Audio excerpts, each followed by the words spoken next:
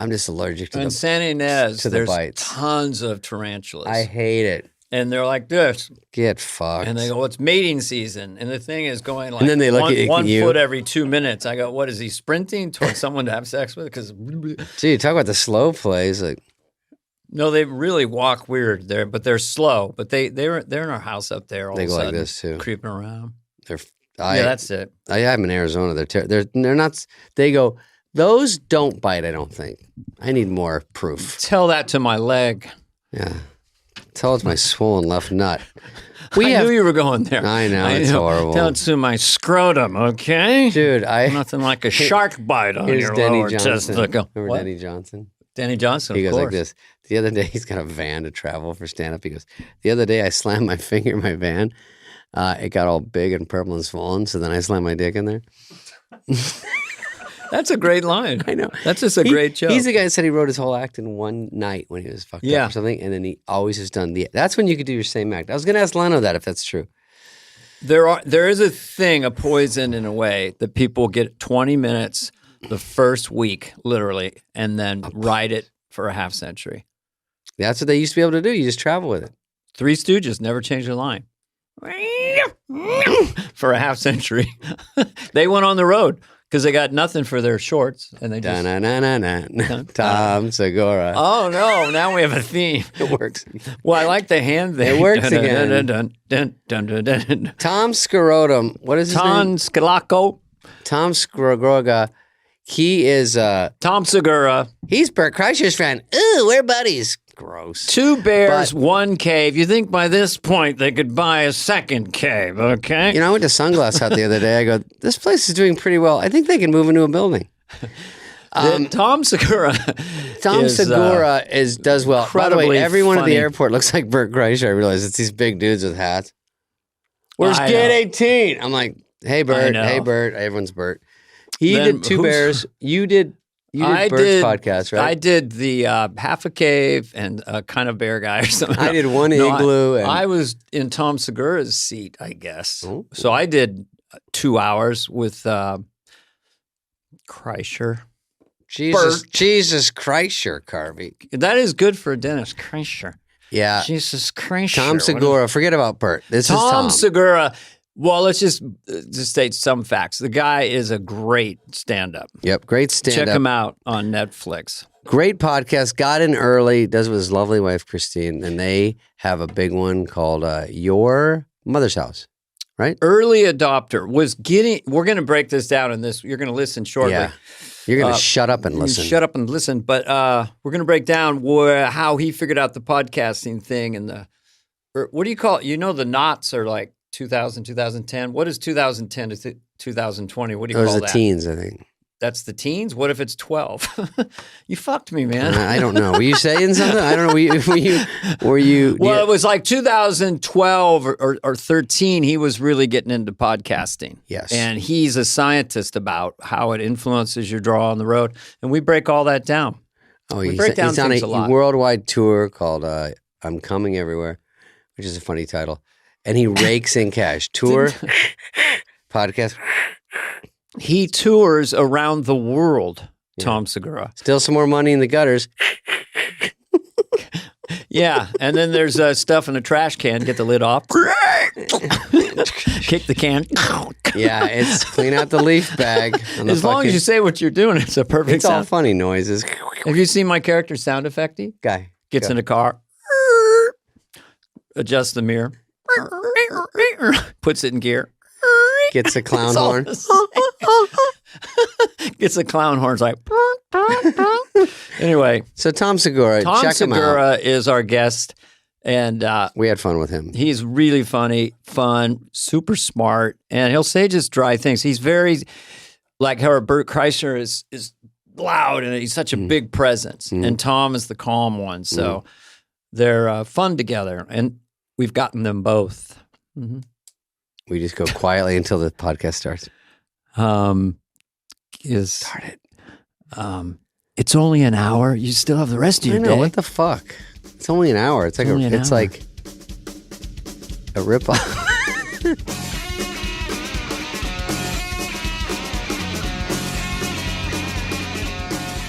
I don't know why when we execute prisoners, it doesn't go well half the time and they come back alive. They and stuff. don't have it wired. Can you choose to be exploded or just hit in the head with a sledgehammer or Mike Tyson with a free punch? That's how I want to go out. That's it. That's a great idea. And I don't think they really give you choices anymore. And they should. You should be able to say. You should pick from 100 things. How would you want to go out? Well, first I would want to just chug a quart of vodka probably. I mean, I'd want to get really anesthetized. I've had operations where I'm coming to on morphine and they could have just chopped me in half. I couldn't care less. So I'd get vodka, morphine, and then I would try to run 100 miles in the desert. Oh, Jesus. Okay. So like you'd want to accomplish something. Right. Yeah. I don't know. I wouldn't have lofty goals anymore. I don't know. What about you, Tom or David? What do you guys got? I mean, the feel good podcast of the year. I'd like to see like if I could like really take a stab at, how many does it take? Like Woodsy the Owl when on the pop commercial. Mm-hmm. How many does it take till you go, all right, enough? Yeah. Huh. What if it was like somebody just I've always wanted to see like push a safe off of a ledge onto somebody. Oh, yeah. So, do it to me. I'd like Tony Robbins to push my head into that cold plunge pool he has and just hold me under, but with doing me a favor, because that guy's got meaty mitts. He does. This is one of our most interesting startings.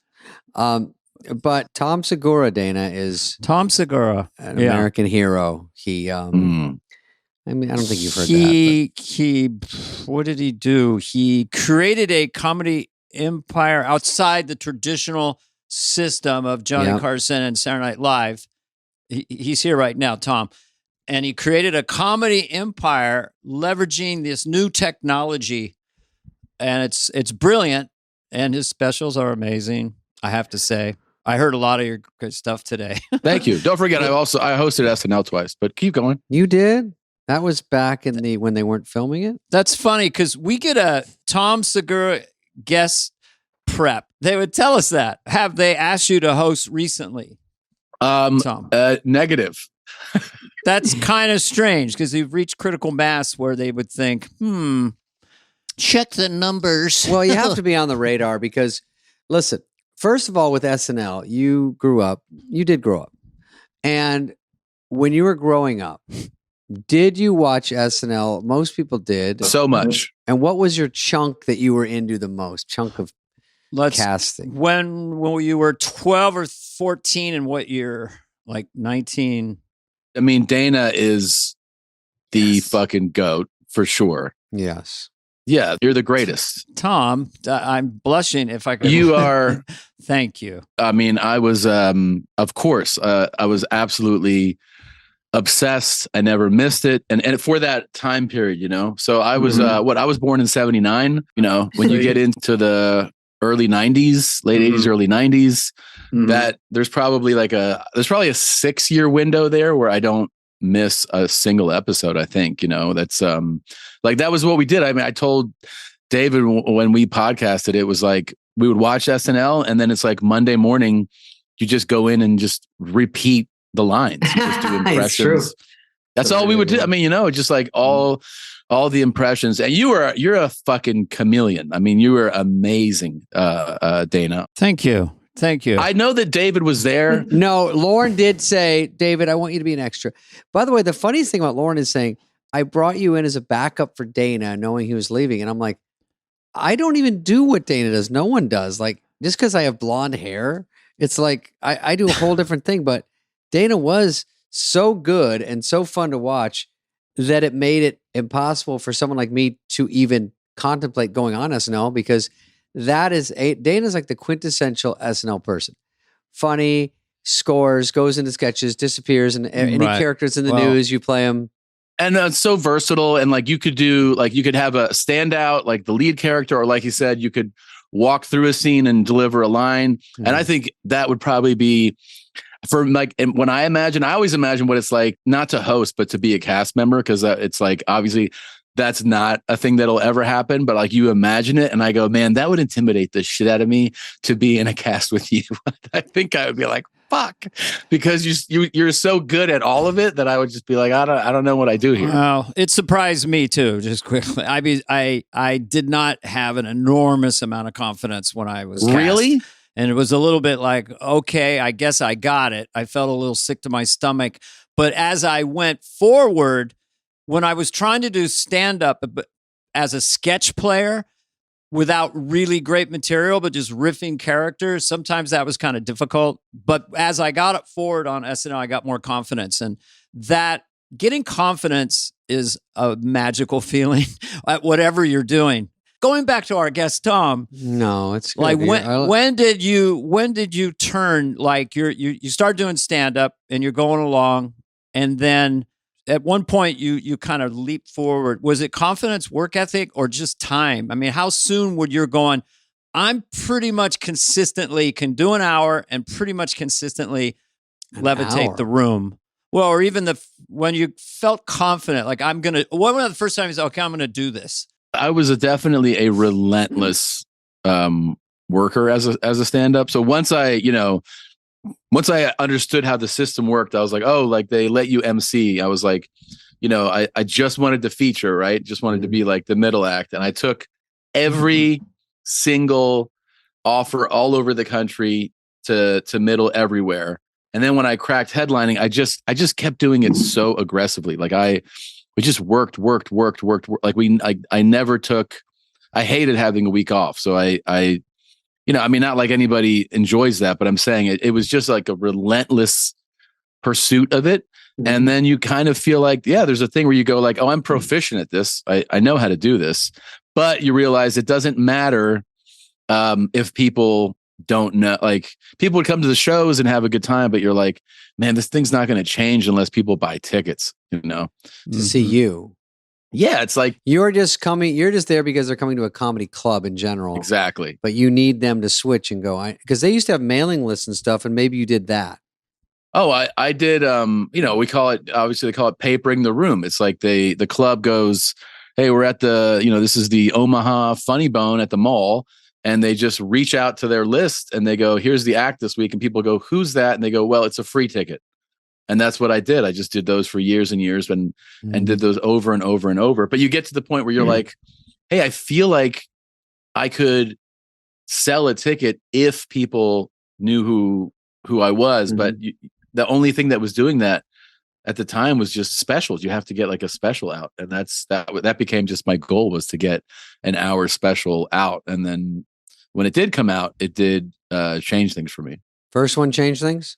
Yeah, well, the half hour did. That's the funny thing is I remember the producer at Comedy Central. I'm in New York and we're shooting Comedy Central Presents, which was like, I thought, a huge goal, right? Because every comic that I looked up to had a Presents. And I shot it and it went well. And I remember the producer pulling me aside going, this is going to change your road work. And I was like, really? And I got so excited, but I tried to keep it inside. I was like, oh, thank you so much. Oh, thank you, God. And it came out. And when it came out, I saw like some stuff on social media or whatever. And then I was like, well, what's about to happen? And I called my agent and I was like, hey, I want to work this club. And he's like, okay. And he called and he goes, yeah, they said no. And I go, but I have a Comedy Central Presents. But I did a Game Changer. They don't care. Everyone says Game Changer. My agents every year used to go, this is going to be your year. And I go, you fucking liar. Yeah. You say that every year and it gets me, actually, I believe it. I go, this one? They're like, yeah. I go, like they know something. I go, they just say that to shut you up. And I'm like, oh my God. Well, what should I do to prepare? And then that's what you were doing, is like, I got a Presents under my belt. That's funny when people go, you do a premium blend, you do a Presents. That's the lingo. Dude, yeah. And I really thought like this is going to be a real thing for me. Like this is going to make things different. I really did. I agree. Do you think that's your famous? You go, I will be famous starting tomorrow. Did you, from that first half hour, did you feel like I'll just get better? Or did you work even harder, or did you keep improving from that point? Because the writing I'm seeing now is so, as good as it gets. It's a bit you're landing. and the acting you're doing in it. I mean, when did that come up? Was it sort of the first one that went on Netflix or something? Did you make leaps even, or was it just exposure? You were already completely. I think I always stay. You know, it's funny. You're around comedians obviously all the time, right? As a comic, and you realize what a disease the bitterness of these guys. Yeah, never hang out with comedians. I hate you guys. Yeah, it's like they're just like miserable about. They're like shit just never worked, and I always tried to stay away from those like that, or at least you can't stay away from it, but you go, I don't want to embrace that, and so I told myself that I was like, well, if this didn't change things like the way that I go, it's the next thing, and the next step up would be the full hour. So I was like, I need to do an hour special, which again became like my sole goal, and I only cared about being on Comedy Central because that was the spot. I was like, it was 2013. I was like, it's got to be Comedy Central, and we invited Comedy Central to see it, and they literally said, well, there's not really a theme. That was the feedback I got. Oh, really? I mean, I told my manager at the time, I was like, I think the theme is jokes. You know, Tom, I'm more like that too. I look at some people's act and I go, when they do a whole special about something, I'm baffled. Yeah. I can't even come up with jokes about when you have the whole playing field. You can do a joke about anything in the world. And then when they go, I'm going to do them about my divorce, the whole thing. And you go, the whole thing. Holy shit. And I still can't, all my hours are like bit about this, bit about that, I mean, it's never like, here's the cohesive. Yeah. So we ended up shooting it on spec, and we still sent it to Comedy Central. Oh, I love it. Because they only seen like a version of it at a club, and I go, right, here's the finished product. And they said no again.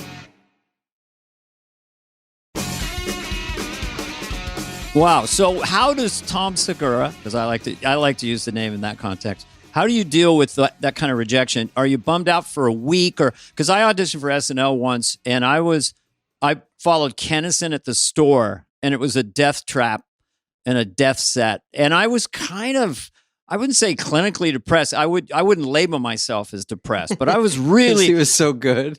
I was bummed out for a couple months. Just that's that. So when you hear no, now it's 2 times in a row. Are you pretty resilient? Obviously, you wouldn't be here. Do you take a knee for a day? I mean, you have a couple of beers. I mean, how do you process it? I'll show those motherfuckers. Might be a good way to go. I'm definitely bummed. I'm definitely, in the moment, a little bitter. I'm definitely like, this is such fucking bullshit. I'm looking at the ones that they did choose, and I'm like, you took this piece of shit. Oh yeah, I've done. There you go. You look like De Niro for a second. You took this piece of shit. Fucking piece of shit. That's your hilarious theme act you love so much. Also, like, what's the theme of this fucking dog shit? Yeah. Oh, the theme is dog shit. Okay. Yeah.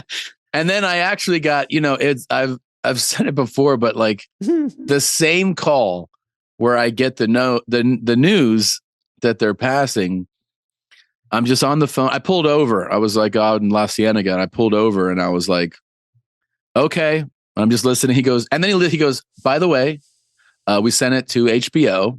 And I go, seriously? And he goes, yeah, they said no too. And I'm like, oof. Okay, why would you even tell me this? And then he's like, sent it to Showtime. They said no. No, across the board. I'm like, cool. And then he goes, but Netflix. And in 2013, it's like it's a thing, but it's not like the hot place to be. Yeah. Yeah. House of Cards was around that time, or just maybe not happened yet? Because that was a big sea change. House of Cards, they're doing Kevin Spacey's going on Netflix. You were right at the edge of it, right? Yeah, I think it's close, but I don't think it's out yet. And then he's like, no, like they're getting a lot of subscribers now. And I'm like, great.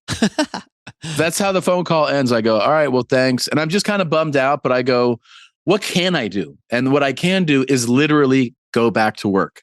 So I just like go back on the road, and I just act like, I guess I got to just come up with a new hour and try this again. Mm-hmm. I don't know. That is probably 6 months before. Well, wait, you got the news that Netflix wanted your horrible hour. Yeah. And they go, they're into bad comedy right now, and this is our window. Yeah. But you don't give it to them? No, I do. Oh, you do? Okay. Let's go, like, fine. It'll come out, later. Sure. I'm like, whatever. And I just completely just move on. You did the opposite. You didn't bank everything on it. You just said, fuck it. Good. Throw it out. It's going to die on Netflix, Flix, whatever it's called. It's going to die. I thought it would definitely do less for me than the Presents. Yeah. Yeah. Right. And then it came out. And I remember when it came out, like, again, you see some tweets and like a couple of people said that, I guess stopped me. Hey, I was like, great. And great, fuck you. I didn't think anything of it. And then like 3 months later, I remember I did the Cleveland Improv, and the manager comes up to me at the end of the week. He goes, I don't know why the fuck this happened, but you sold some tickets this weekend. Wow, that gave me the chills, though. I mean, the fact that you're suddenly valuable in some way. That's a rush. That's a lifelong goal that you're like, wait. That sentence. Oh, yeah. You're selling a shit ton of tickets. When that starts to happen, it's like. And here's the thing. Here's how fucking removed from the correlation of the two. I was like, wait, why? He's like, no, I don't know why. And he's shocked. That's how he doesn't think you're that good. Or just, I'm stunned, man. He like sends me the breakdown. He's like, look at this shit. And I'm like, what is that? He goes, well, you hit some bonuses, but he goes, I don't know, man. And then he just like walked away. And I just thought, well, that was a good weekend. And I still wasn't like, oh, the special's working, And then the next few months, it started to happen more and more and more. And then it became a thing where it was like, hey, you sold out this weekend. Like the whole weekend sold out. That was probably after like 6 months. Wow. It took that long to seep, right? Yes. Wow. And that was the one called Completely Normal, 2014. Yeah, we shot it in 13. It came out in 14. And then by 15, I was just doing, by the end of 14, I was selling out clubs. And then in 15, I was doing like rock clubs and, like one-nighters in like small theaters, or just like, I could like I could go to like a club on a Monday and just, they'd give me the door and I would just, I started to work like that. Like casinos too, right? Man. Casinos are where it's at. Yeah. Casinos pay more, but sometimes the audience can be a little tough. This is a crazy inside baseball thing, but there are casinos, and this is really crazy when you actually just do the finance, like the numbers on this. Mm-hmm. There are a number of casinos that will pay well over the gross of the show. And when you think of that, you're like, wait, what? The show is grossing X amount and they're going to pay you over that. And then you realize, well, there's a calculation that they do. Mm-hmm. They're like, if this many people come to the casino, we don't even care that we're parting with this, because these people are going to get rooms, gamble, drink, eat. And you're like, the way that it becomes a little like ecosystem of an economy on in a night it's really fascinating. Playing the Desert Inn in Vegas, which was an incredible room. Now it's the Wynn. It was blowing up. 600 seats, low ceiling. I go down for the sound check and they got a Goomba type manager there. And I go, how are the ticket sales? How are the ticket sales? And this is a quote. Mark Pitta was there, my opener. He goes, what do I give a shit? I got Indonesians dropping 10 large upstairs tonight. Yeah, that's all it is. Indonesians dropping 10 large. But yeah, and they do the analytics. They told me they'll see what Carrot Top numbers are, or like how much money is dropped in the casino that on your night. Yeah. Does your audience go out and then does your audience drink? Does your audience get drunk and leverage their house? Do our high rollers ask for your tickets? Because you can see the front row, and a lot of times when you do Vegas or in these places, casinos, the front row is sparse or it's choppy because people go, give me tickets to everything. I'm a high roller. And they go, you got 2 tickets up front. If you want them, you got this. And, they walk in like Meghan Markle in the middle of your set if they want.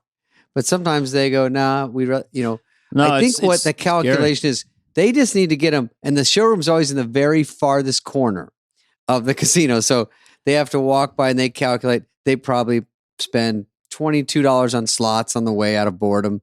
They walk by our restaurants. They probably eat at one. Now they're aware of our casino because Tom Segura they've never come here. But because we're mixing up our acts, they go, oh, I'll go see him. And then they go, oh, I've never been to this casino. I'll come back. So they got to get him in somehow. They don't even want you to do your act. Yeah. They're just like, get him in, touch base, and go back out. I just had this happen at a casino. This is wild. I'm backstage, and it's a big room. It's a 6,000 seat room. So basically, it's what they consider a half arena, right? Yeah. Okay. That type of shell design. Big, yeah. Yeah. Big room. And there's in those types of rooms, the way that it's laid out, it's kind of hard. You can't really peek out. They have huge, scaffolding and curtains everywhere. But I hear Kirk Fox, who's on stage. Mm-hmm. And I hear him at one point go, "Hey, man." He goes, hey, man, you got to calm down, okay? And it's not like, I'm like, this is definitely some shit. If Kirk is saying that, he's pretty chill. Great stuff. Yeah, he's pretty chill, and he's like, he's so funny. And so it makes my ear, it catches my ear. So I turn and I'm like, what's going on? So I try to see, but I can't really see. I just see Kirk up there on the stage. And then, a few minutes pass, and he goes, hey, man. Hey, dude, I'm telling you, I want you to stay, but you got to calm down. And so then I'm backstage, and I got like at these big casinos, there's like 200 security staff. Like it's a lot of security, right? So they start coming around. I hear they're all on their walkies and their earpieces, so I'm like, what is happening? And they're like, well, there's this guy in the front row. And I'm like, what's going to happen? What are you going to do? Yeah. And they go, well, we think it's going to be too disruptive to remove him during Kirk's set. So what we're going to do is, because he's like getting through it, he's almost done. When he gets off stage and you're about to go on stage, that's when we'll remove him. And I go, hey man, it's your security. Do whatever you want. I just want to know what's going on. And they're like, that's what we're going to do. I go, okay, great. Kirk finishes he says goodnight. He walks off stage. They start playing a song. And that's like my cue that I have like 10 seconds. And then I walk on stage. So I walk on stage. And as I walk on stage, I grab the mic and I see like 8, 9 yellow security shirts, big black letters on it, all gathered around this dude in the front row. Oh God. So I'm just, how's everybody doing? I'm just still like, what's up? And I grab the mic and I'm like, hey, and I can't even get out the first sentence. And this becomes mayhem, right? So like they are holding this guy and I see his head pop out from under like a chokehold and he goes, Tom. Oh my God. Yeah. He goes, I came to see you. And I go, what do you want me to do? And he goes, help me. Oh my God. Help me. I go, I think it's beyond my control now. They start to pull him. And dude, it's taking like 6, 7 guys. His girl pops up and she fucking punches one of the security guys. Yeah. And I'm like, and I'm sitting here from the stage. I haven't started talking yet. Everyone's watching and you're all just watching. Yeah. And there's the Jumbotron. Watching you watch. Yeah. And I'm just like, you got to be kidding me. She turns and starts yelling at me too. I go, what do you want me to do? She takes her beer, throws it on one of the security guys. Smart. The guys start dragging the guy out. And when they drag him out, he takes them into an aisle. So he drags security guys into an aisle. I see shoes come off, pants come off. They finally get him stood up. Underwear's off. He's fully naked in the arena now, right? It's Conor McGregor. I'm like, oh my God. This guy's like, I would say maybe 5'9", 265, 270 pounds. Okay. So looks good with his clothes off. Looks great. It's a nice shot. I'm able to put like the show back on the tracks. I finally get off stage and I'm like, dude, that was the fucking wildest opening to a show I've ever had. And they go, yeah, the cops here, that guy's in jail, blah, blah, blah. Like half an hour later, we're walking through the casino. There's the guy. No. There's the guy and I'm like, how is he walking around? You betrayed me. He doesn't see me. But when he walks by, we're all like, that's the guy. And we talked to one of the security people, high roller. He's a front row high roller. Whale. Yeah, he's a whale. They're like, yeah. I go, this dude like knocked one of your people. And then what they get away with, unreal. They're like, yeah, 10 grand a hand, dude. It's fine. It's totally fine. Willing to look the other way. So how long did it take you to feel like you're doing your set then after he goes out naked and they're screaming and fighting? Did you go into your set or you do like old club stuff where you kind of do a quasi crowd work? You know, the funny thing is it's always less time than you think. Like in your head, you're like, that was 10 minutes. It's really like 3. But 3 minutes of talking about something that's happening in the room is a long time. And it's not jokes and you're in uncharted territory. You don't know if it's funny. And you want to just start going, anyway, dogs are funny. And everyone goes, oh, we're back in the act. Did you get an angle on it, Tom? Because you're experienced. Because a lot of times I would intuitively go from that guy's point of view. Let's go to the show tonight. It's going to be great. Or just find an angle about it, you know?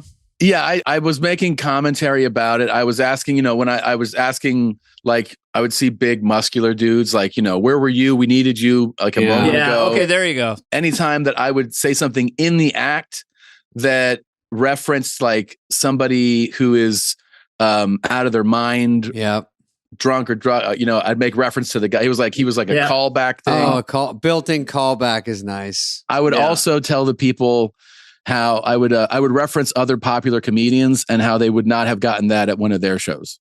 You know, I was like, oh, that's your crowd. And that every night you have some naked guy fighting security guards. It's not a thing. I was like, you think you're going to get this at a Sebastian show? You know what's good? Dana, do you ever do this one where you go, these guys that work their jokes in, they go, where are you from? And the guy goes, he wants to hear Cleveland. And he goes, Cincinnati. He goes, this guy last night was from Cleveland. And he said, and you go, was it always last night? And I go, I see the guy 7 nights in a row say it. I go, oh, that's just part of his act. If it's not what he wants to hear, or you could go, this guy last night started some shit in the front row. And then you say that for 3 years. Everything's last night. Or what is the town that you mentioned that'll get a big reaction? Like I was in, you know, Bucks County and, you know, whatever town away, that just gets a huge laugh. In Fresno, it was Merced, I think, or, you know, it's just. You have to be a reliable person, Dana. They give you the wrong one and it bombs. Yeah. Just to fuck with you. It's like at a corporate gig when they go, make fun of the crowd. And then the guy goes, I know everybody here. You know what's funny? Talk about our VP of sales. He has 3 balls and beats his wife. Say something about that. And I go, well, I don't know. And then you say something and everyone's like, what the fuck are you talking about? And the guy's like, isn't that hilarious? And you're like, no. Jim has MS, but he's got a sense of humor about it. He really laughs about it. And you're like, oh, okay. Yeah.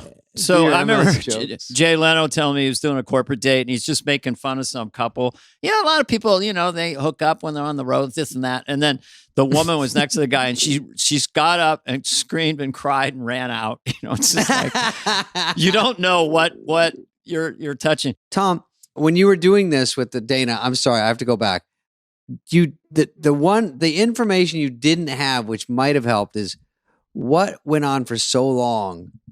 Was he pushing people? Was he yelling? I found out. So when all the shit finally came, I was like, Kirk, what was happening? He was like, dude, and this is one of the worst things people think about, you know, about heckling and stuff.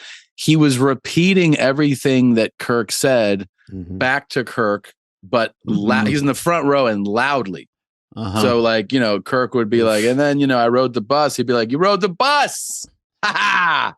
The bus. So he was just like, hey man, like you just got to relax. I just had that at the Comedy Store. The guy, I don't even know if something was up with him, but he looked like he's in a great time. And he just kept saying my punchline after to the people around him. It's the worst. But everyone hears it and it stops my next setup. And I'm like, I go, hey man, you know, I try to be nice. And when they kicked him out, he was the same thing. He's like, David, Tom wouldn't help me, but would you? Would you?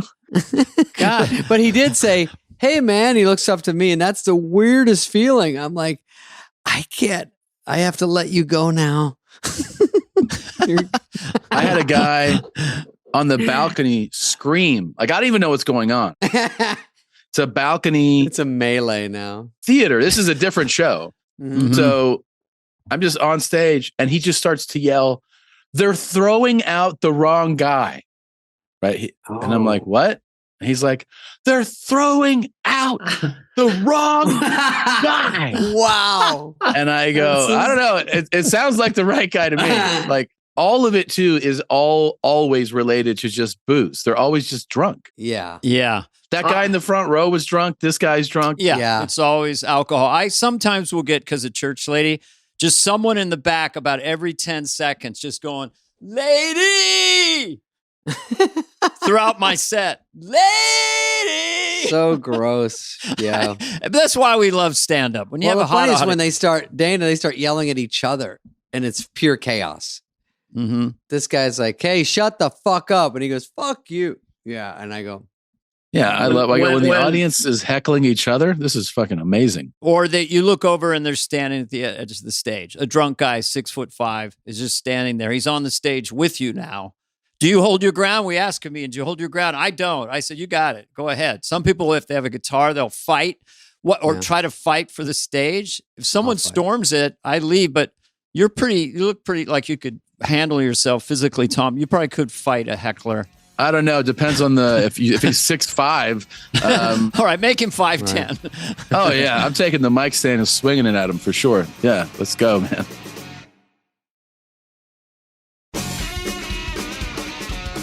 So what I'm curious about, to pivot for a second, if you guys want, is that fairly recently, because I've been at this a long time, you just started to make some money, real money. You're stacking money in the bank. It's happening, right? You're making real money.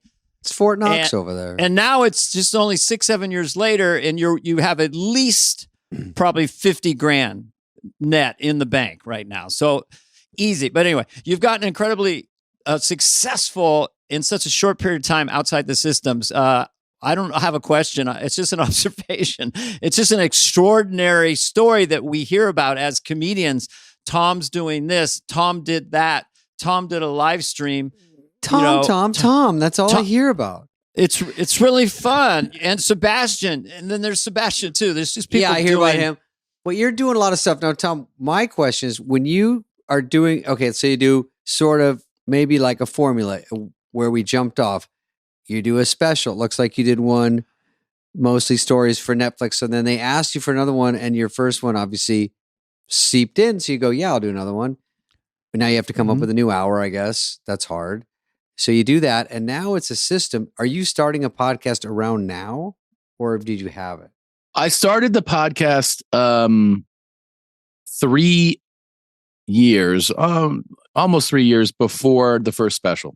Okay. So 2010 or 11. Okay. Late 2010, I started the podcast. Okay. The cool thing about that was those definitely started to feed each other. Sure.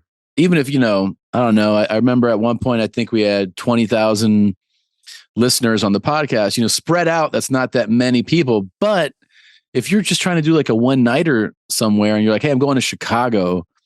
And, of those 20,000 people listening, you might have like 1,000 in Chicago, and you might be able to get 400 of them to come out. That is actually a big deal at that point, because you're selling 400 tickets when people are like, how the hell did you get 400 people to come out tonight? Mm-hmm. They're buying booze. It helps the club. It's Oh yeah. That was a huge game changer then. And then when the special came out, and people go, hey, I like this guy, or like, I like your special. What else do you have?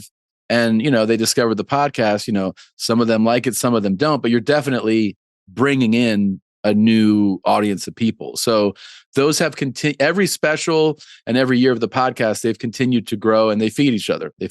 And now there's just tremendous amounts of money. Yeah. Well, we're rich too. I know. No, I mean, I grew up incredibly middle class, barely. David, his nickname is Silver Spoon. It was always easy. My parents were both strippers. I made money. I got paid in ones.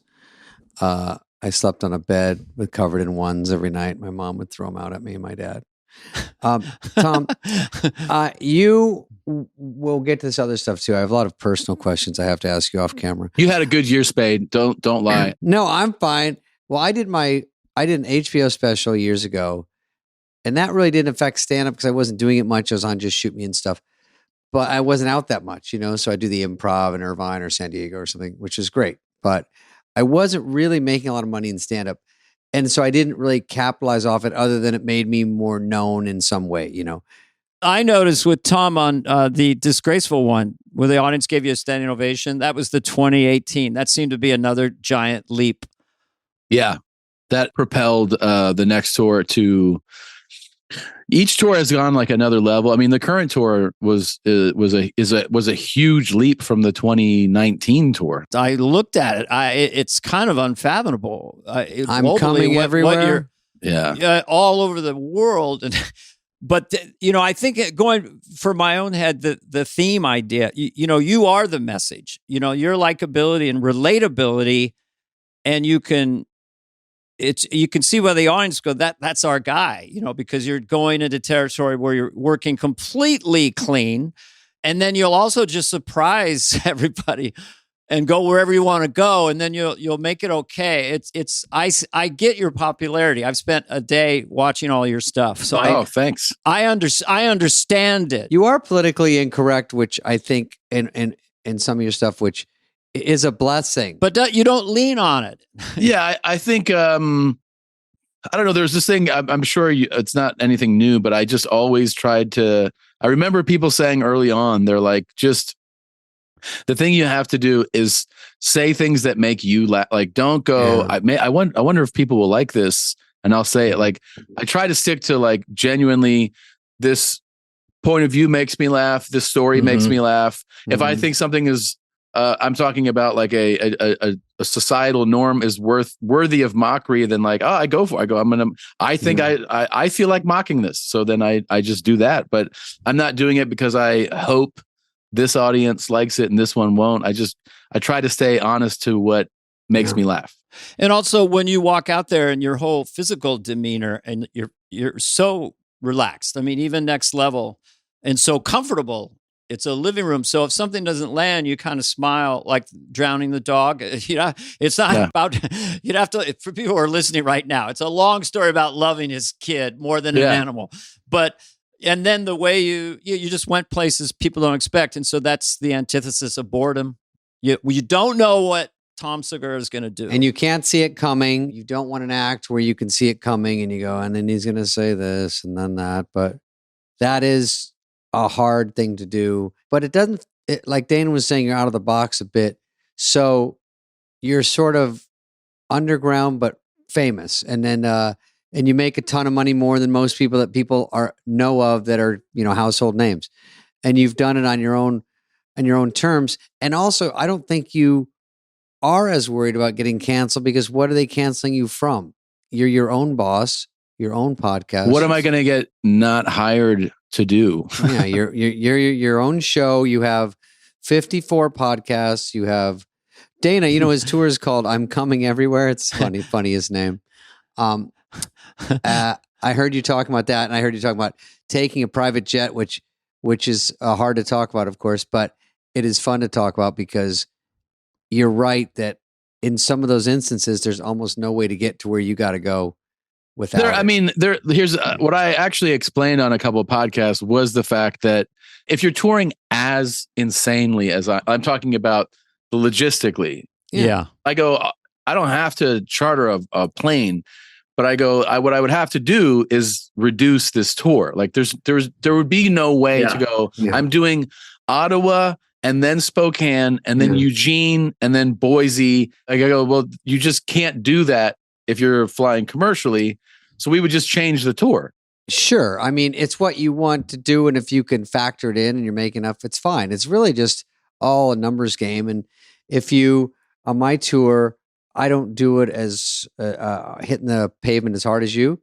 But when I do it, and I have 3 nights in a row, usually, if there's a connection involved, it's already a red flag because it's a red flag. With no one coming to work lately, COVID, canceled flights, you're like, I don't like going the day before every show because that's such a production. Then you're there all night, then all day again. So decisions have to be made, but it's obviously private jets perk people's ears because it's one of those things that even if you're rich, it's out of your league. Like it's such an excess. It's such an indulgence. It is time travel. Like the thing that's crazy about it is you go, I can't believe the show ended and now we're in the next city and it's only been 2 hours. Like it feels like you teleported. The thing about it is you go, you know, like you don't have to do it. It does make a tour like this possible. I will say this, you know, we don't do it like every leg of this tour, every flight or anything. The times on this tour that we've done commercial travel, 90% of them have come with an issue, meaning like delays, cancellations. It has. So every time we do it, we're like, oh my God, we're so much more appreciative of when we have been able to charter because it has screwed up almost every leg of travel that we've done with it, you know? Oh yeah. You got to come in early then because you can't trust commercial. Yeah. And so you have a job to do. I heard that early on when Louis C.K. first did a Citation 10, like, okay, I got to do this. And so we do 3 dates.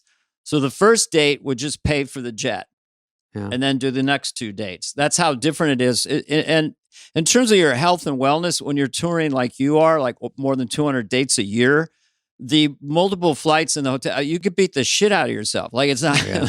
It does. I mean, we do that travel, which obviously like makes it nicer. I bring a trainer with me, dude. I bring a trainer with me because it's trying to just keep your mental and physical health going. Yeah, it's fucking so demanding. It's just not. It shouldn't be allowable if you have the means to have a trainer and eat well and actually do the tour and end up not hurting your health. You know, people kind of ignore that. But why am I doing this if I'm going to end up coming back home and have gained all this weight and have migraines or whatever? So I'm glad to hear that you're pacing it that way. And I've done that, you know, like in my earlier years, my touring, which was not at this level, was me gaining 30 pounds in a year and feeling like shit all the time. Because you're eating at every airport and eating and, you know, and if you can control that. Plus, you know, the bottom line is, for me, I'm sure you guys too, you owe the audience a good show and you need to be present. It's harder than it seems to sit there and do your hour or over an hour, whatever, and go. It's like a play. You have to remember all the connective tissue and everything, and it has to flow. And if you're out of it a little bit, sometimes you're missing beats and just off rhythm, and they pay the price. So they're paying a lot. They're coming out. They're getting babysitters. You're like, shit, I got to get there on time. I got to be ready. I got to look okay. And I think everyone feels that. So whatever it takes. Yeah, you got to try. You got to try, man. And I always like, you know, I don't know if you ever do this, but like you're backstage and maybe you're worn out. You're just dragging. You're like, man, it's the fucking 7th show this week and 4th city. And I'm like, God damn it. And I'll be on my phone and I'll pull up. And this is like, I guess the upside to seeing a social media thing. I'll see things I'm tagged in and you see people in the audience. Yeah. And then I see that and I'm like, oh man, they're like so pumped to be here. And it completely changes my mental state before I go. I'm like, you know what? These people are excited. I need to get excited. I need to like wake up and appreciate the fact that there's people here and like try to have a good show. But it's easy to fall into the other side, you know? Yeah. I call it the forget to have fun problem. And if you forget to have fun and you're out there and it's not feeling right and you go, oh, I forgot to have fun. Do you have a trick? Do you have a, like, I used to like, I always say that the best version of myself as a comedian, and this is a very simple way of describing it, but I think it's that when I walk on stage in a silly mood, like me feeling silly is the best version of stand-up that I can be. But what I forget sometimes is to remind myself of that and to like and I'll sometimes I'll see an image, and for me and my own memories, it's for some reason it's seeing Eddie Murphy in his early days, like in Delirious and stuff, because I feel like that's a fun, silly guy. So like if I see that image, I'll be like, oh, that guy's like having fun. He's having a good time. He's playful. Yes. So I always wonder like what other people do to switch into a different headspace. Do you ever do anything to like switch your headspace? Well, the minute I come out, I probably make a fool of myself, but I put on Suspicious Minds normally by Elvis Presley, and that it seems so absurd and doesn't make any sense, and I'm coming out to that. I try to get into the absurdity of what I'm doing up there, but the first laugh kind of gets me going, you know. But I've got, in the olden days when you're first doing stand-up, you're going, God, I don't feel funny today. I don't feel very funny. You're very superstitious. And later on you go, you can be sick. You don't feel funny at all. And then have your best show. So you get used to it. But yeah. Dane and I have a few questions about your podcast. You have your mom's house, correct? You have, that's with your lovely wife. With your lovely wife. Yes, Christina P. And who I know, and she's great. She was on Lights Out. Also, you have one with that guy. Who's that big guy? Ooh, big guy. Oh, real heavy guy. Flirt, hurt. Fleisner. Flirt was fun. And you met him years ago and was that, you already had your first podcast? Was that going into doing a second one? Yes. The funny thing was we talked about it and we threw it together and I thought we came up with the idea to do it twice a month. I was like, why don't we do this twice a month just for fun? Sure. And, within a couple months, the feedback was like, people were so into it that we were like, all right, we got to do it every week. And now we do it every week. He has to fly here. I've flown to LA to do it. Yeah. If we can't get together, each one of us will sit with a guest to do it, but it's become a huge podcast. And companies approach us and want us to be like their partners and things. And it's literally just the two of us just shooting the shit. Yeah. Mm-hmm. Mostly him just rambling incoherently about his nonsense. Well, it's a good team. I mean, when he had Sober October, I saw that episode and, it was just, I think long term, if things are funny, it's great. But then also you're kind of feeling a real thing happening between two friends. We're good friends. I mean, I got him, we've been getting each other crazy birthday gifts for years now. I just got him Hitler's teacup and I got him a bust made of himself. And we always. I saw one of those in Sky Mall. They have Hitler's, a lot of Hitler stuff. This one I had to go through a white supremacist. It was a lot of work. Can I ask you about the video aspect? So did you always do it on video on YouTube or did you ever do just an audio podcast? Audio only for the first, 2010, 11, 12. Wow. Ooh. 13.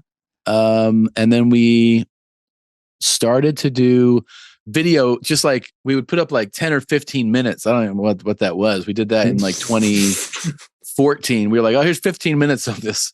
Yeah. From the show. And then we finally were like, we need to, we set up sticks and we got that going. And that eventually became a huge game changer. Having it on, having it on YouTube is like a huge. Did you get the same amount of audio listens and then you got the additional, or was it even more audio listens? It's evolved in different ways. So audio was obviously the only thing. And then you throw in video, you start getting views, but the audio is much bigger.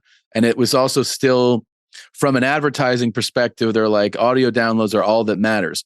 When the video views started to go above a certain amount, is when people were like, okay, we can't ignore the fact that there are hundreds of thousands of views on this thing. It's like a TV show. They're like, it's worth advertising on, is what it came down to. And then, you had to convince, some of the people were like, well, that's just the same people. And you're like, what are you talking? You think people are listening to episode and then going and watching a 2-hour thing? Like, what are you talking about?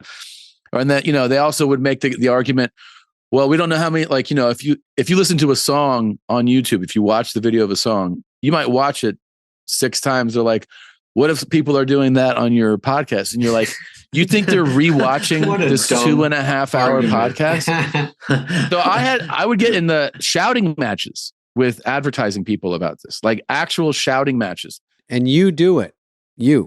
I was fucking yelling at these people. Yeah. And then the year fucking changes and they go, oh, hey, by the way, we wanted to inquire about advertising on the video portion. I'm like, yeah, you mean the thing I've been talking to you about for 2 years? And so that then became a thing that is highly valuable. And, you just obviously you watch the bigger thing, you see a Rogan show when he was on YouTube. You're like, look, man, there's 10 million people watching this. You don't think that's worthy? That's all those eyeballs, man. And I think now if you start a podcast, and the clips go out.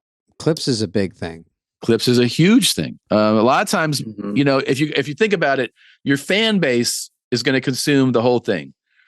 Talking about the full like scope of people, most of them want to see a bite-sized thing. Like in our world here, you know, we've had a number of clips go viral, but they're the clips, these like moments that blow up. But it would not have happened without video. You know, video is what took it over. Yeah. And then you go into your ones I contacted you about when I heard that you were doing live shows. Such an interesting idea, and it was a huge success. And that was a pandemic was a smart move, and that was another game changer, right? Kind of saved my ass, dude. Like, I mean, you know, my main thing, I mean, obviously the podcast is a fixed thing, and you go, okay, we have ads and roughly we'll make this much. Yeah, everything associated with it. But you're like, you know, I'm a touring comedian. And then when the pandemic hit and you're like, oh wait, there's none of this, like this is completely done. That was like, well, how do we do? And it was an experiment. My agent at my touring agent was like, you should try this. I go, well, we have to figure out an angle. So we tried it and we're like, all right, we'll do $10 tickets. Like it's a reasonable price. And we'll show things that you can't show on YouTube, and we'll shoot some sketches. So we add some value to the show. Why? Like that's the hard part, the value. Yeah. But then you go for $10. If you do 3 or 4 sketches and you show some stuff you can't see anywhere else, and you bring in a guest, and we had a musical guest, you're like, all right, this is like, it is a thing. Yeah. If this was a $10 ticket to walk into a venue, you'd be like, yeah, that's worth it. And that thing went fucking bananas. And so once we saw that, I told the because you know, agents are always like, let's make it $20. I was like, no. Yeah. Well, I go, we keep it $10 tickets, and we just try to just try to do volume. And we started to do them like every 6 or 8 weeks or something, and spending over $100,000 producing the episode. So it's not just like, oh, hey, here's my friend. Yeah, we actually put money into making it a special event and into production.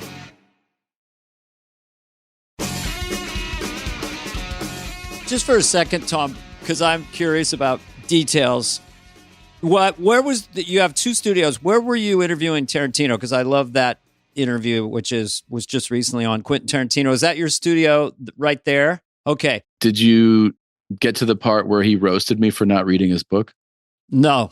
Did he? I like that. I was impressed with your knowledge of Pulp Fiction. I mean, there was a lot of Pulp Fiction. I really was like, I was asking all the questions I want to ask Quentin Tarantino. Yeah. And he's there going like, I want to talk about this fucking book I wrote. Yeah. And then at the end, he's like, hey, what page are you on? So I was like, oh, fuck. Oh, no. And he's kind of intimidating. Oh, yeah. And I was like, he goes, so you're on page 3? Is that what I'm getting out of this? And I was like, if that. Dana, remember we did, because we're talking about SNL this whole time, we did Quentin Tarantino's Welcome Back, Kotter, that sketch, and it was, I got to play Horseshack. Oh, Mr. Kotter. And then it was, I guess John Travolta was the host. So he came in. Yeah, he came in and they shot up everyone. It was like a bloody sketch that got really bad really quick.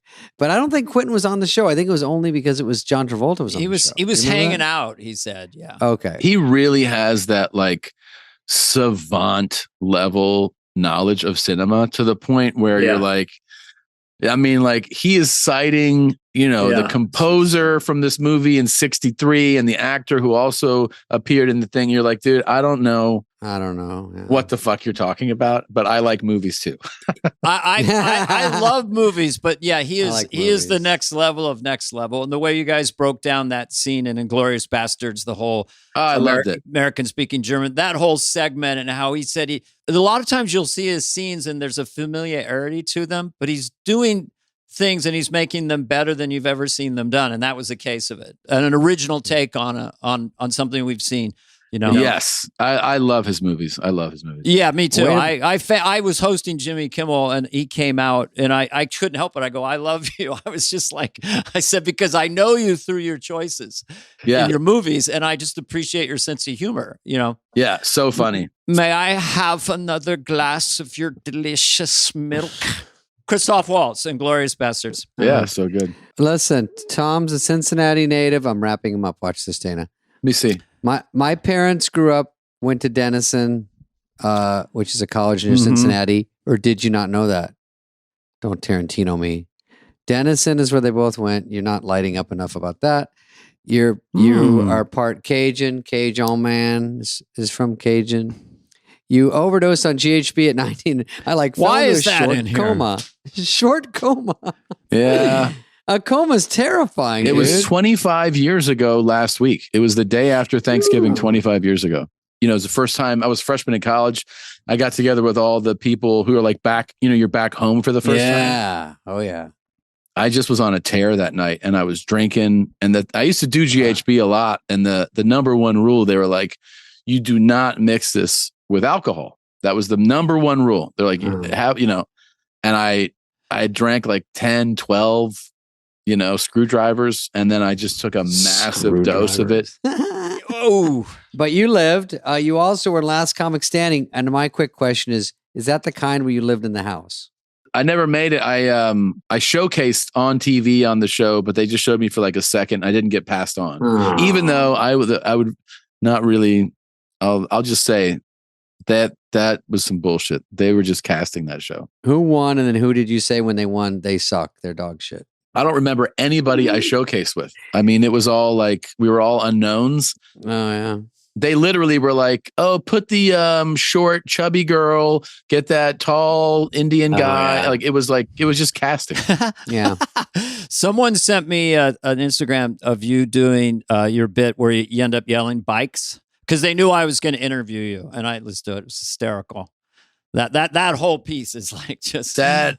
That is funny to me that, everybody has like their most known bit. And for sure, for me, it is bikes. Yeah. Scared straight. Yeah. Little kids going to prison and getting browbeat by. Every day of my life, they yell bikes. Scared straight. Do you actually do stand-up in Spanish? Yes. I was supposed to do a special in Spanish. And then I started touring in Spanish. Because they were like, do a special. I was like, well, I got to work it out, man. Wow. Hard. If we're doing it in English, and I do the show 200 times, I got to at least do 50, in Spanish. And I probably did 6 weekends in Spanish. I did, a Texas weekend. I did like Houston, Dallas, San Antonio. I did Tempe. I did San Jose. And then the pandemic kind of just changed everything, because that was when I was like gearing up for it. Mm-hmm. And then by the time that resolved itself, it was like the English tour was coming back, and it was too much to try to do both. Well, let me ask you a question. If the English language has certain rhythms that comedians use, so she blew me or whatever, so bump, bump, bump. Do you have to adjust when you're doing the rhythms of Spanish? I actually remember I did this show with Richard Villa. This is a very funny comedian who's bilingual, Mexican American, and he was like, dude, he's like, you realize you're doing exactly Tom Segura that we know in English. He's like, you don't have to change anything. You're delivering exactly as you do in Spanish. And he was like, so you don't have to mess with anything. He said she's a hot chick. She's caliente, or he. But caliente is hot, right? Oh, you're talking about if I'm saying it. Saying it in Spanish, the syllables are more, and does that affect the rhythm? But I'm saying the delivery, you can keep your delivery authentic. Yeah, got it. Because you hear singers. Culture you learn, which is like some like they like innuendo, and they really like a wink and a nod. Some cultures do, which I was like, I don't want to do that. And they're like, watch, and you just see how much they love the double meaning, the double and that stuff. But I just didn't make it part of my act. I saw that like some audiences really like that, but I was like, I'm not going to embrace doing a different style. Mm-hmm. So your brain because I'm not bilingual, you have your brain and you have your bit in your head and you just adjust it and then you're just doing it all in Spanish. Yeah, you start figuring out, at first your brain goes, translate this exactly. Mm-hmm. And that actually leads you into a place where you have gaps and there's things not getting laughs. Okay. Then what you have to do is you have to slow down and just start talking and stop trying to translate exactly. Yeah. And that's when it starts to work more. And then you actually start writing in Spanish. And that's when it goes the best, is because you're not actually trying to make this thing work over here that worked over there. You're just creating for them. Okay. So that makes sense to me. It's a beautiful language. I'm constantly trying to speak Spanish. It's very hard to people who work. It was it was so much more work than I imagined. And I would say that the kind of cool thing is that I had not been that nervous to do stand-up in over a decade. In other words, I get, in English, sure, I get butterflies. You're like, you're about to go on stage and you might have some nerves. Mm-hmm. But the way that I would feel before I went on stage for these Spanish shows was like year 2 of stand-up. So that was exciting because I was in a full panic of like, I might fuck this up. I might bomb. I might not. Like, that was kind of exciting. I was like, man, I never feel like this in English anymore. Did the audience knows you're doing that? It's so-called your second language, your other language. Were they just, did you get a standing ovation just for the sheer effort of it? Sometimes, yes. Yeah, they would be. And you'd see a lot of like fans of mine who are bilingual, like they're the children of immigrants. And so they're fans of me in English. They hear I'm doing the Spanish show and they're bringing their parents. Because they understand. Yeah. That would be happening too. That was kind of cool. That's awesome. Well, Tom, thank you. Well, that's all I wanted. I checked off all my questions. Yeah. Let me just say, Dana, it was an honor. Yes, Tom, thank you so much. I don't know who that other guy was, but he seems really funny. I was on Tom's podcast and we had a great time. We did have a great time. It was a blast, actually. And I just want to say our guest today was Tom Segura, a funny young man that can actually do a stand-up in Spanish or English. Did you know that, Ed? Muy bueno. Is that it? Is that weird? That's weird, wild stuff. I was just doing that for your 14-year-old self, your 14-year-old. That was awesome, man. Oh, thanks, good. Tom. Well, you guys, anytime you want to charter out here and podcast, we would love to have you, Oh, I'll definitely come out. You bought a steak one night in Austin. That was good. I want to be in that. I want to sit where Tarantino sat. Listen, you have an open invite. Yeah, that was. I did get chills when he kind of challenged you on the book. That would be intimidating. He's got so much energy and so much knowledge. He's such a funny, interesting character to listen to about film, man. But that shows you. I had him on Kimmel, and you have 3 minutes commercial break. I was the guest host, and then you sit there for an hour and really get into stuff. So podcasting is an extraordinary, for me, new development in the way of being authentic, and it's so much cooler and more fun than the band and the audience, which is great too. It's a big rock and roll moment, but it's like 3 minutes in, you got to get to a commercial and stuff. This is awesome. So anyway, come out to Austin, man. I will. There's a nonstop direct if I don't fly. Yeah, private. Go, Dana. Stop being like this. I will go out and do it if we can have a dinner afterwards, because I kind of want to pick your brain about what you know, because I still am trying to learn this whole world, analytics and stuff. And I feel like we just set a date. Yeah, we sort of did. Yeah, I can eat anything, So you're fit now. We get your trainer, your chef, maybe cooks, and we just eat on the set. Or we can't go to that meat store we went to. 2018 is when you came out for that special, and you'd lost weight and you had a cool jacket. You kind of were a rock star. That it switched there a little bit, Yeah, and then the special 2 years later, I gained 20 pounds back. Did you really? I didn't notice on the final one. Really? On Ball Hog, I definitely gained about 20 pounds. 3 weeks ago, I shot a new special. God damn, relax. I was just so thankful that I weighed less than I've ever weighed in a special. That's all. You don't have any jokes. You're like in a mirror, just like, check this out, guy. But I think it's kind of nice if you can have a nice family and make a lot of money and be creatively fulfilled, and then also be really healthy and feel comfortable walking around on the planet. It's kind of a nice feeling. So David, just a little pointer. All right. I feel Tom, good and light. Bye, Tom. Thanks for all the time, Tom. Bye, guys. This has been a podcast presentation of Cadence 13. Please listen, then rate, review, and follow all episodes. Available now for free wherever you get your podcast. No joke, folks. Fly on the Wall has been a presentation of Cadence 13, executive produced by Dana Carvey and David Spade, Chris Corcoran of Cadence 13, and Charlie Finan of Brillstein Entertainment. The show's lead producer is Greg Holtzman, with production and engineering support from Serena Regan and Chris Basil of Cadence 13.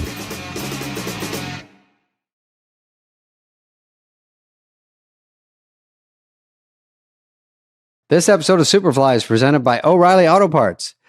The professional parts people at O'Reilly Auto Parts are your one-stop shop for all things auto do-it-yourself. You can find what you need in their store or online at O'ReillyAuto.com.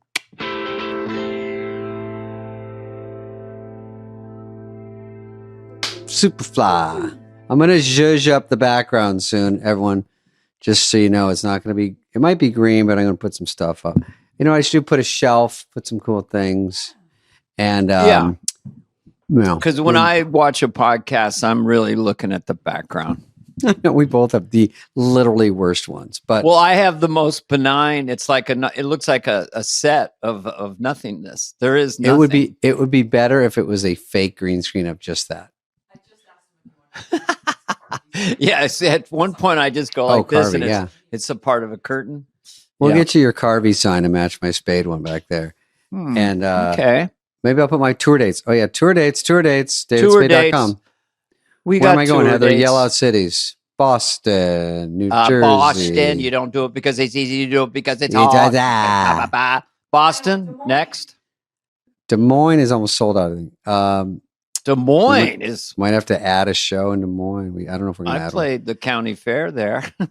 You know, I don't like adding shows. I like to just do it, fill it up, and then just come back on the next round and do it again. Right. They add one, and then you have that second show where it's a little sparse, and it's kind of a... Yeah, sometimes they fill up the second one. So, I'm doing ABQ, Albuquerque. Albuquerque, okay. Portland, I've done a lot. 5,000 feet. And Portland has a lot of...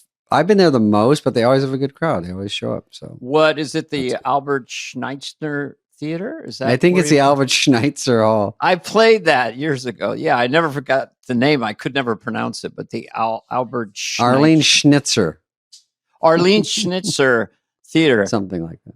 That's why the audiences are good, because their expectations are so low going in there with a name like that. Oh, Omaha. Omaha. Gets a shout out. Try to get some new insurance when you're out at Omaha. Try to get some. That's the health insurance capital of the world. They must have been so stoked when Peyton Manning was like, Omaha. Remember Peyton Manning, football player, doing audibles. Omaha. What's your Omaha? Give me some of your week before we get into the hard hitting stories. Went to LA. My wife and I flew to Sun Valley. Okay. I'm not the happiest flyer, but it was nice. It was one of those kind of smaller planes, maybe a 40-seater. I don't know how Kevin Nealon would have done in this thing. I mean, I hit my head constantly. You hit your head, and Kevin Nealon's I'm hitting my head. I'm Land of the Giants in this thing. And then if you come into Sun Valley, I'm kind of like, okay, it's kind of tight. We're going to make a turn. I'm not really. I look out and it's like, whoa, what? I mean, it literally, I couldn't exaggerate how close the mountains were. Have you ever flown in there? You could count. I always think, do you guys know what you're doing? Well, I found out later, and I'm not saying the airline or whatever. The flight attendant said, well, they probably don't want me to tell you, but they have to have special training to be able to fly into Sun Valley. So you get extra training. So they get in some simulator. So we got shitbox hills on both sides. We'll try to snake through. That's right, Clem. Pass. Dude, terrifying. It's like Aspen is a little scary. So it's 6,000 feet. You feel a little funny, unless you hydrate. You get sick. Yeah, altitude. Yeah. I do the gig. I do 3 or 4 meet and greets. Mix and mingle is different than a meet and greet. Grip it and rip it. What is it called? A grab and grip or something? A grip and grin. Grip and grin. It's fine. Hey, it's part of the thing. Everyone's incredibly nice. Everyone is all ruddy faced, and they look like they're about to ruddy faced. Well, they're just sort of they're in puffer jackets and boots tucked in, and they're ready to ski. It's like a nice area. Am I crazy? It's gorgeous. It's gorgeous, and we had the flight wasn't until 5, and we stayed there. We weren't really thinking about anything, so we'll pick you up at 3. 15 minutes to noon, they say, hello, it's the front desk. We need you out by noon. We need you out in 15 minutes. We got stuff out of your room. Yeah, get out. I go, fucked. What do I get out now? I mean, stuff was, we were ready to gather up, but then our contact person bought us 2 hours so we could get out at 2. So we went down to have lunch. And I don't want to exaggerate how mellow this waiter was, but he literally, he took our order and he's about 7 feet away. I'm like, I'm about to fly. So I'm like, could I have a beer? And he goes, yeah. He didn't even say yes. He just, yes or no. About, I don't know, gummies or just so mellow at altitude. Gummies. He's like, what kind? I go, I don't know. Stella Artois. I'll check. So then 10 minutes later, it comes back. We don't have that. Well, I'll take anything. What do you got? You got this? He goes, let me go check. So he's gone another 10 minutes. He comes back. Then he's like, I go, do you have like Coors Light or something? I think so. So anyway, it took 40 minutes, but he's a very nice guy. But yeah, he was mellow. Yeah. I did a flight where 2 things that bother me now. One is good. Do you ever get the window shade doesn't go down and you need a ball peen hammer? I'm like, it's like to put it up. Plus, is my weakling neck. I'm like, trying to, military it straight up, and then dish, and then dish for that, because it just goes up like a 1/4 inch every time. Like, I can't spend this much effort and energy just to be blinded by the glare. And then the pilot does this bullshit. I don't know if you noticed this. You get on and you're just sitting there. And they go, well, we got everybody on. We're about to push off. Just waiting for a little bit of paperwork from the flight attendant. I'm like, paperwork? Yeah. Are we? Do you have a briefcase? Who has physical paperwork? He's like, we're just waiting for a Xerox copy of a couple things. And then, does anyone out there have a printer? I'm like, what are we talking about? Does anyone email you anything? Yeah. Jesus, you're going to be fuffling with envelopes when you're going to be getting on the joystick to get us vertical. Okay? Yeah, you got to collate some documents first. I mean, I'll tell you. What? Yeah. Who comes in like a mechanic? Like, if you could just initial here, press hard, 4 copies. Oh, they do sometimes. They have to sign off on the plane. And the technicians are coming in and out. They got big orange jackets on. They're coming out of the cockpit and they're shaking their heads. And we had some technical issues. And it is just that some idiot in the back couldn't get the window up. It's usually like a tiny thing, like as a beverage cart has a stray wheel. But here's 2 things. I didn't want to be a silly senior. During the flight, it's like, okay, you press a button and then the thing comes over, the tray. And so this particular plane I'd never been on. You press the button and it folds out from inside, and then you have a tray. So everything. Oh, easy?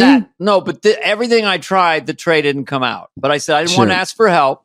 Okay, I'll press down. Not you. I'll press here. So flight attendant 27, right out of Utah State. All right, let me get that for you, sir. Press the button. Boom. The other one that bugged me, now that you remind me, is he goes, well, it's a one plane in, 1 plane out. So we're going to have to wait a little bit. Unless something happens. It said flight attendant said, take your seats. We can go now. So everything is a little intense. There you go. Just take a time, relax. We got a window. Let's go. Everybody shut up. Exactly. We're 4th in the lineup here, but if everybody seats so anyway. Oh fuck, they moved us. Go, scramble. Go. Yeah. One guy goes, we were gonna wait an hour. We get to go now. I'm like, we were gonna wait an hour? I didn't know that. So I did my rodeo shtick because the flight attendant, I could shake her hand. Yeah. That's how small the plane was. So I did my rodeo star. I'll go back here on an airplane. Yeah. So I loosened the seatbelt as far as I can. I grabbed the edge of it and I say to her, rodeo guy on an airplane, And I go like this, And you zip it tighter though. I it zip goes it a little super tighter. tight as if he's gone a horse. Yeah, that's good. I saw that. Yeah. So she loved it. I saw that live when we flew to our gig. I did it. Yeah, I do. I have plain shtick. You got some shtick. We had some solid shtick. I don't have any more great stories, but should we introduce Pete? We'll talk about Tommy Boy anniversary real quick. Yeah, the one last thing. Our car got robbed at LAX. Oh, wait a second. This is a headline. Well, we decided, fuck it, let's go old school. We had a lot of time. All right, let's drive the airport, man. So God, what a horrible idea. LAX. So first of all, it's like, is it fucking east, west, north, or south? So we're suddenly going around a roundabout. We're heading away from the airport. Yeah, stupid idiots. That's where the control tower is, and it's getting smaller. So let's go with you. And then we get up on top. We park the car, and when we come back to the car, we know what the fuck. So it looks like ramshackle inside. So we open it up. I had a mini iPad there. They didn't take it. What they did was they left a big red canvas bag in the front seat. Left it. And I said, just a fucking clue. I know. We went down there for prints, and we saw the two, whatever airport police people. There's no way they're going to bust anyone. They were smoking weed down by the machine. Yeah, man. I mean, so anyway, we got rid of the red canvas bag. We got out of there, but that was strange. And we know why it happened, because it was my wife's car. My car, if you walk away, it locks. Her car, you have to put your hand on the handle. So I went back for something. And long story short, you didn't. We made it home safely, and now we're here now.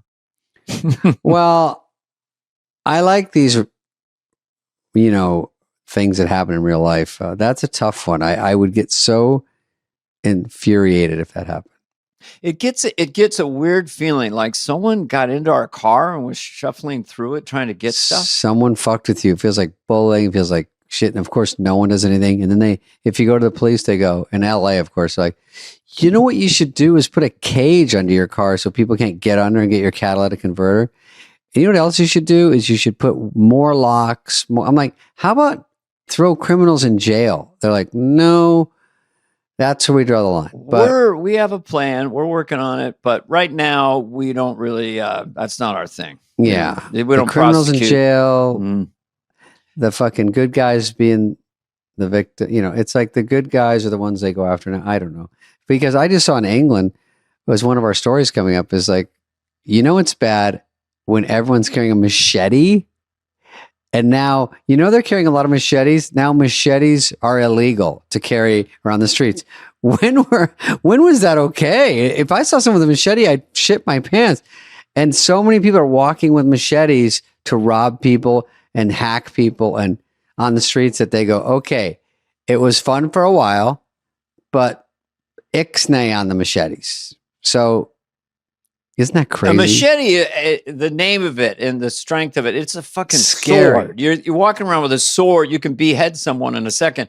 I knew someone, Francis Cronin, he was in the Irish Army, in the UN, in Africa. Francis. And when you would talk, he'd go into the town, you'd talk to townspeople. Most of the time, the dudes had a machete just in their hand, just sort of just walking around. It would make me a little give me anxiety. Yeah. Because what are you doing with a machete? Even a knife is bad, but a machete means real biz. Like, I'm up to really no good. What I would do is have a fully loaded bazooka and just be holding that and just chatting like, I don't know, partly cloudy tomorrow. I'm not sure what's up, but who could do the sound effects of a bazooka going off? You rack it in there and then... now you're getting ready. No, it would be louder than that. Slow motion. Just the reverb from the thing. The kick. It's that. And then it comes in. But dude, machete, you don't have to be a pro. You just start swinging that thing and you're going to cause some damage. I know. So I'm glad that England's come to their senses. Okay, when we come back from this Pete Siegel interview, we're going to show the stories about machete, just to show it's not made up. Okay, so Pete Siegel, my director from Tommy Boy, It's the anniversary of Tommy Boy. Mm-hmm. So we wanted to talk about it today. Yep. And I hear about it maybe every day of my life.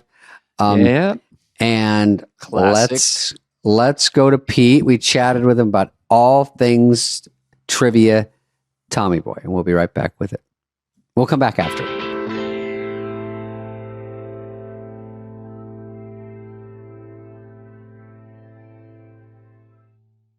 This next segment is brought to you by O'Reilly Auto Parts, the professional parts people. Welcome to our special edition. Yeah, welcome to our special edition of Superfly with a spin on Tommy Boy, the anniversary, which I don't like to say what anniversary it is, but it's a lot. It's a while back, but number 30. And we have the director. Well, that didn't take long. The director of the movie is actually talking with us. So yes, this is Pete Siegel, who had a huge hand in making Tommy Boy a hit. And thanks for coming on. Thank you for having me. Yes, we are excited to have you. The funny thing about Tommy Boy is I keep reading different stories about it because, it's the anniversary, so more things pop out. You and I probably are in charge of some of these stories. But there's just so many. I wanted you to tell Dana first, and then we'll get into you just saying anything you want about it, was when you got hired, the hiring process, because I remember it got a little sticky. Well, I had worked with Farley twice before Tommy Boy, once on an HBO special I did with Judd Apatow, and then on a sitcom, The Jackie Thomas Show, which was sort of a loose spinoff of Roseanne. And so I just knew him from those things. And I just thought, gosh, if I ever got to direct a movie, I would love to do his first starring role. And then about a year later, I get this script on my desk. I had then gone on to make my first movie, Naked Gun, the last one. Oh, cool. And got this script called Billy the Third, a Midwestern. And I didn't really know anything about the process. I've learned a lot over the years since then, how that script got to me. And I said to Lauren, I said, I've got a lot of notes because I love these guys, but the story is kind of wonky. And he said, well, just, go in and tell the Turners what you think. And I said, do I hold back? He goes, no, just go in, everything. Pretty good. The writers, the Turners. So I went in and just, pew, pew, pew, pew, guns a-blazing, notes. And they looked at me, blank expressions, and it was bye-bye.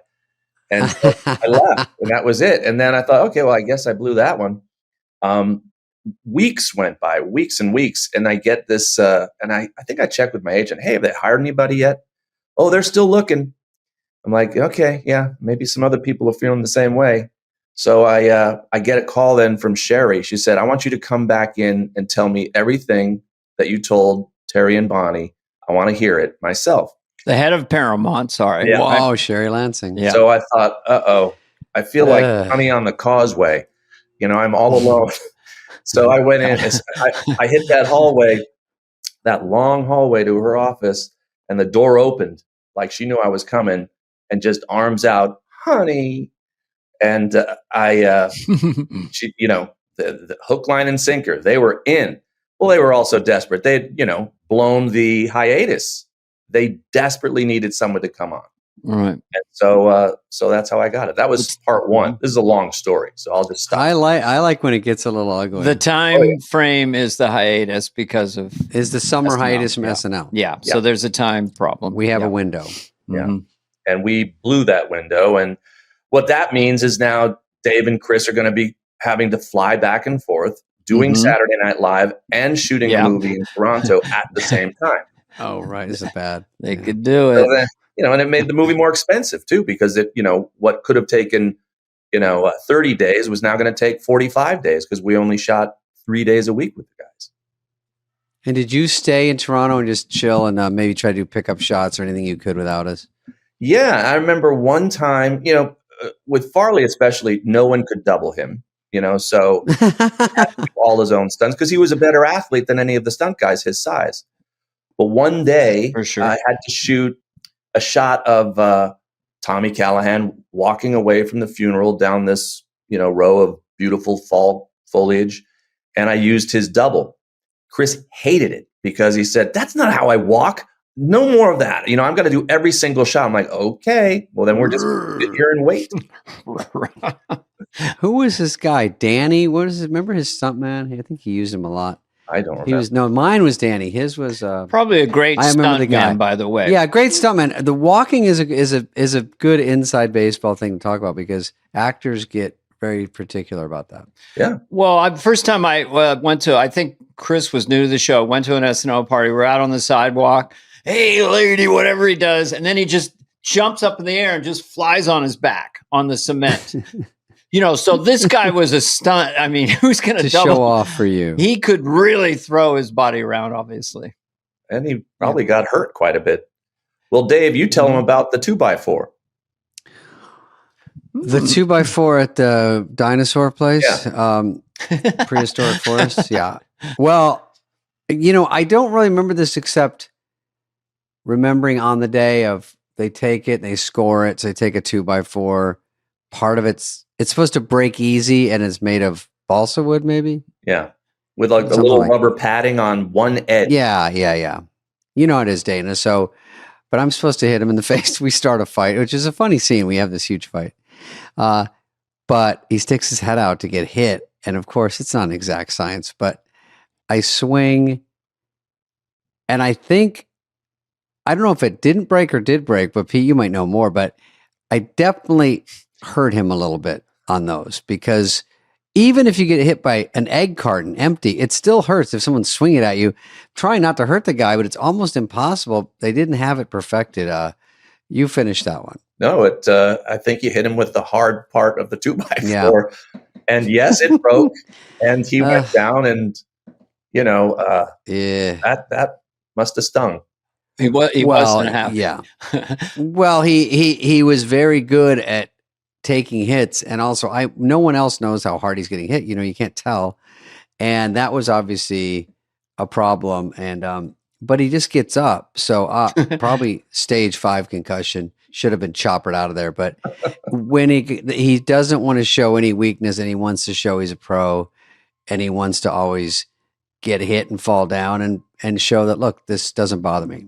And that's a pro, but it's also tough because these days there's probably more scrutiny on it. But, we're running sort of a ragtag mission out there and we didn't really know. I don't think Pete knew. We just, it's just, you go back and I think, remember one time when the coat didn't rip when he was doing Fat Guy in a Little Coat and he's screaming because I saw this on some outtakes lately. Yeah. They made it too tight and he's trying to rip it. It's really hard to rip a regular coat without being scored and cut in the back. So he's screaming and he gets mad because he's like putting everything into it. Every take. That's the hard part. No rip. Could I just have a question going back a little bit because I want you as a director and just in the broad strokes without laying claim, but just what was besides whatever the story was, the first draft, because you got, the first draft people just kind of throw it out there. What was besides the specific notes, what was missing and what did you capture? Because obviously the movie is now a classic comedy. I mean, it's the movie. And so can you remember like the core things you were trying to figure out with that script? Yes. Originally, I think Lorne had pitched the show. Obviously, this was a vehicle for Dave and Chris. But the story had a lot of the Rob Lowe character in it. And he was a lot more integral in that story. And as a matter of fact, it was more about them being stepbrothers. And I thought, I don't think that's the story. I think the story is about the two guys who do not get along at Callahan, who have to work together and save the factory and save the town. And I also thought that there was, another story between a father and son. And I knew that was very important to Chris because he had a very close relationship with his dad. And so those two things unraveled, what we had in the first draft from the Turners. And then who are great writers, by the way. They're great writers. They're great writers. I just had a different take. Mm-hmm. And then Lorne said, okay, I'm going to send you out, some help. And he sent out Jim Downey and Fred Wolf. And Downey came out. He had apparently just fallen in some poison ivy. And he was perfect. Fallen into a vat of poison. His face was caked with calamine lotion. but like dried up kind of feeling. And he came out and we talked. Good look. For like a week. We had lunches and I heard stories. And then, after a week, I was starting to panic because this was the week that the script was going to be saved. You mean you're just talking, but nothing's being written? That's how down he writes. He talks about everything else in the back of his giant brain. Things are happening. Yeah. And then finally on Friday, they were going to catch a plane to go back to New York. I said, so what about this? And I held up the script. He goes, I can't help you with that. I can't. He was there for a week. Fucking Downey, I love it. And then I remembered walking, in the parking lot at Paramount, and I told Fred, I said, dude, you guys were my lifesaver. That was a swing and a miss. I'm out. And so I quit. So you quit? Oh, listen to this. Oh, yeah. And this is Fred Wolf now. I was telling Fred because, he's my pal. I knew him from before this. Hey, you're really good. That's really funny. No, seriously. I just want to tell you something, Pete. I'm going to talk about Dana in a minute, but I want to talk to you. No, seriously, Pete. We love Fred. Go ahead. So you quit. I quit on a Friday, and on a Sunday, you wanted ugly, Dave. Yeah. I'll give you ugly. So I heard. Sunday, I get phone rings, and my wife answers it, and then she covers it and says, "It's Sherry." Oof. Jerry Lansing. And apparently this wasn't the first time that she used this method, but she said, I have a team of attorneys speeding to the studio right now to strategize how to sue you for tens of millions of dollars and to take your home from you. And I said, have you seen my home? Have you been to the home? And then I said, it's on wheels. You can just pull it. Yeah. I said, checkmate. Fine, I'll go, but this is going to be a disaster. And she said, honey, I know you're going to make it great. And I have to say, she, all these years later, she was so responsible for helping us keep this thing together. And here we are talking about it 30 years later. I credit her. It seemed like it was a natural thing because of the history of like Laurel and Hardy and, sort of Chris, which we can talk about more about being sort of quintessential as far as a big comedian and throwing his body around. And then David and them being at that very close friends, the chemistry, it's the comedy team. It's Wayne and Garth, it's Abbott and Costello. So I think focusing on that obviously worked beautifully. And you had Rob Lowe and you had the other stuff, but and Brian Dennehy got that in. Brian Dennehy's so solid. Mm-hmm. Bo Derek, great in the movie. But the interesting thing is Chris was obviously hilarious on his own, but Dave, you were the engine, to that machine of the two of you. You had to be, you would pitch and he would hit and he would knock it out of the park, but those balls wouldn't be flying anywhere if it wasn't for you getting under his skin, and getting that out of him, Yeah, I appreciate that. I mean, those kind of movies, it is obviously could not be done without Chris. I think there's people that could have played my part, but I lucked into it, and it was really fun to figure it out as we went, and all of us up there, and just taking a movie about brake pads, and trying to make it funny because that's the original. That's the movie. Two losers with a dream, or it's just always a likable motif for a comedy film. They're on their adventure. They're trying to make it, but the likability. I remember seeing it. Huge. Dana, when we're doing it out of sequence, obviously we're flying back and forth. I'm getting skinnier, he's getting fatter.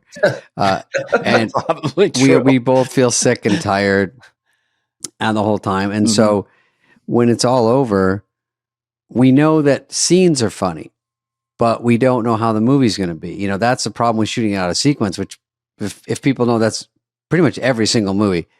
You could shoot the finale the first day. You don't really even know what your characters are like, or you're not really gelled into it, but that's the hard part. So it's up to Pete to put it together. And so Pete, and also Bill Kerr, the editor, but Pete's putting together these driving shots, add some music, just makes it all make sense. And the way he shot it, we can't tell because I don't know if we had playback back then.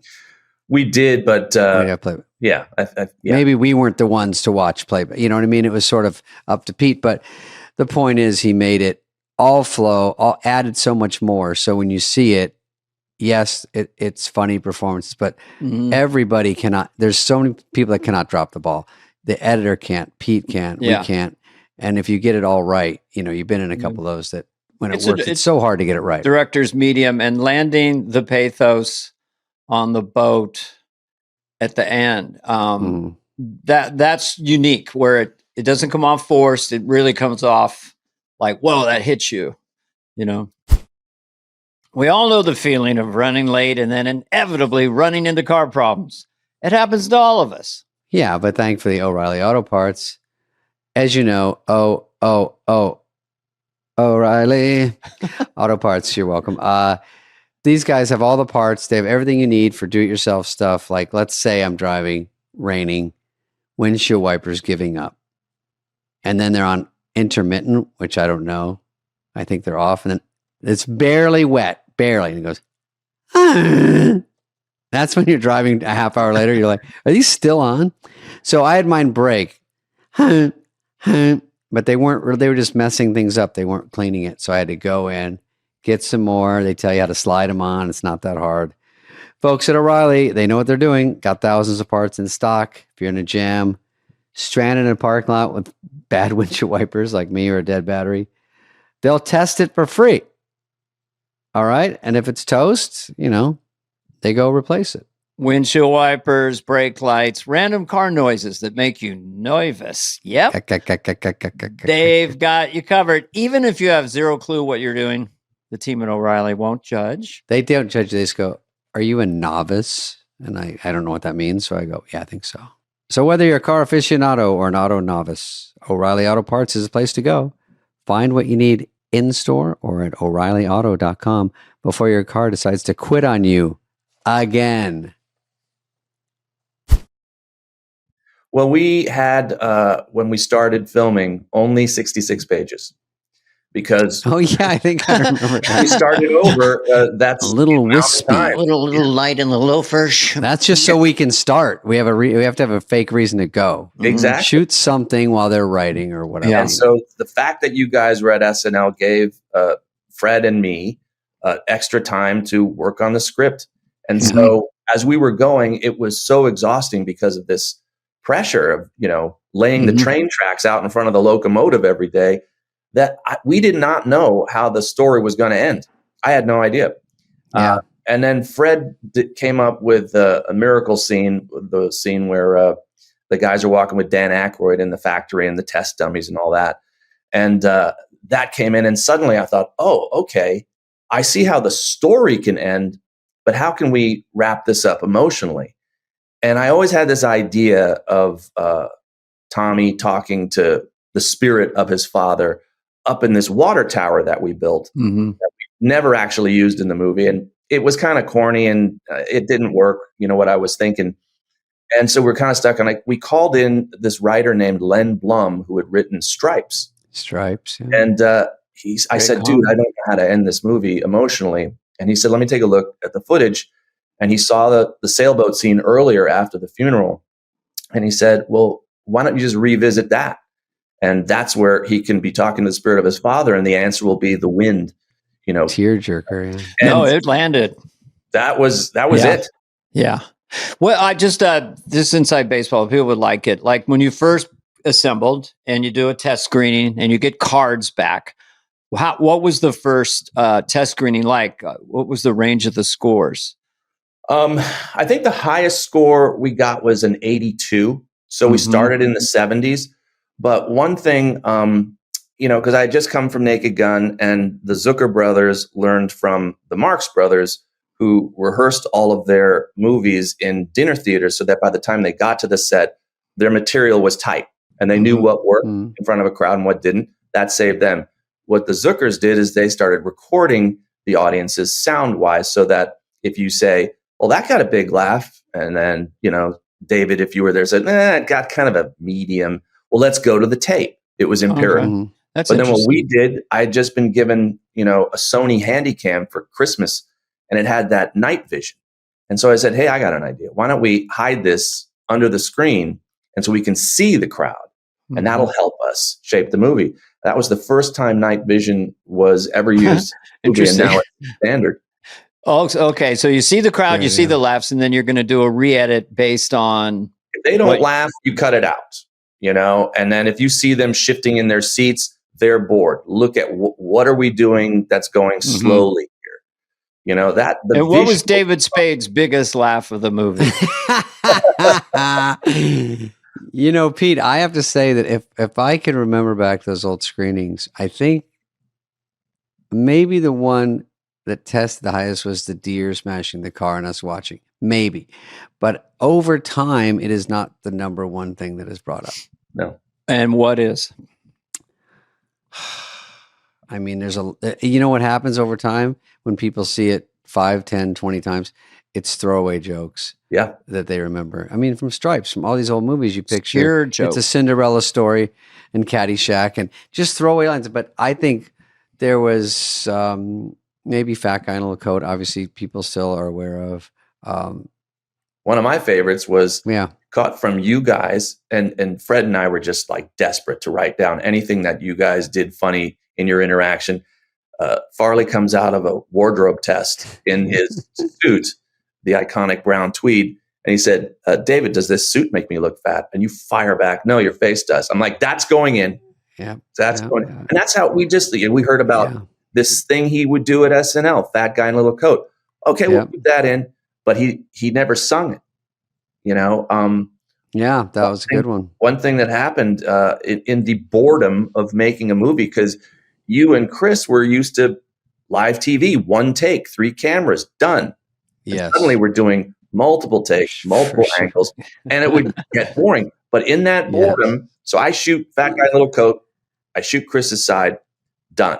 I turn around, because we only had 1 camera, we were low budget, turn around, I'm getting Dave, and I thought we were done. That night, Bill Kerr, our editor, calls me and he says, oh my God, you got to go back and reshoot this. I'm like, what are you talking about? You didn't hear Farley off camera. He started singing it and getting all goofy. I'm like, you did? He goes, yeah, look at the dailies. So I looked at him, and sure enough, we turned around the next day and reshot it. Because Chris was talking and singing while David... He was bored, so he just starts fucking around. So the sound was messed up, and he was just bored and didn't know how movies were made. Like his sound was...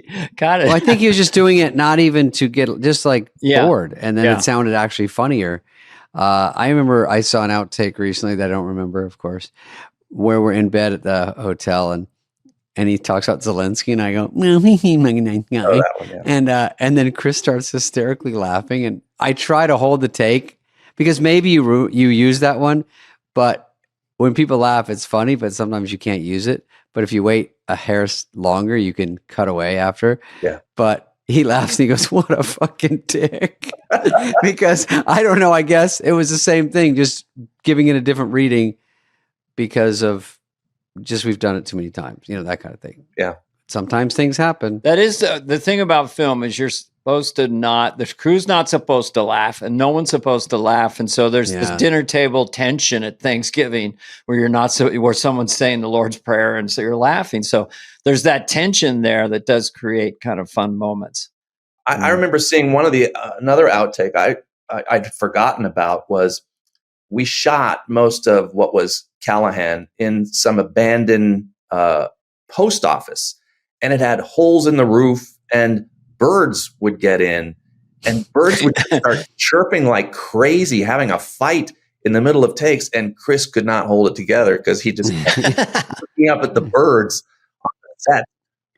Did you know it was there? I remember there was some scuttlebutt about Bo Derek cutting her hair. Is that not true? I don't remember that. I just because she had long hair from, obviously everyone knows from the movie 10. Mm-hmm. Right. And she was doing a different movie and she came right to the set and she had short hair. And I don't think anyone knew. And we didn't know I don't know if it was an issue or not. I think everyone was just surprised. It kind of rings a bell. And I just heard an interview she was doing just a couple days ago where she said she was not even shooting another movie. She was doing another business in Asia.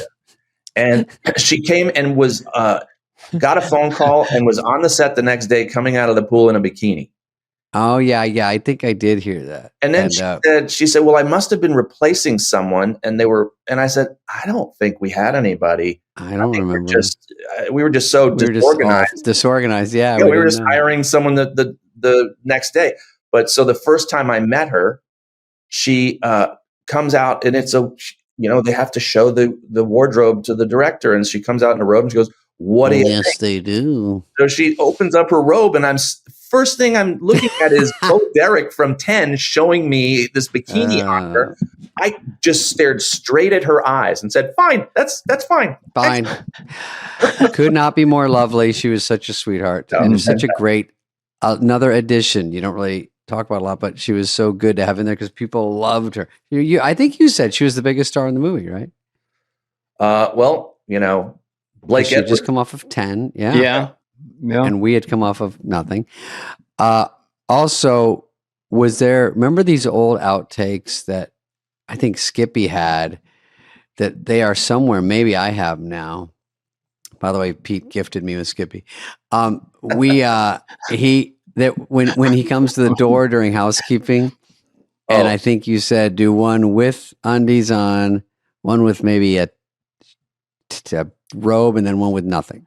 Yes. Right? Just to have it. And then I did tell him, and whatever you do, for the love of God, do not turn around. Well, of course, that's all Chris needed to hear. So he turned around and started flailing around his wiener, just dancing straight into the camera. And I just said, "This film will be burned. We will not." He said, "Hi, Sherry." I think you mentioned that. Hi, Sherry. Yeah, I don't think those ever got out in the fun outtakes that I see on Instagram.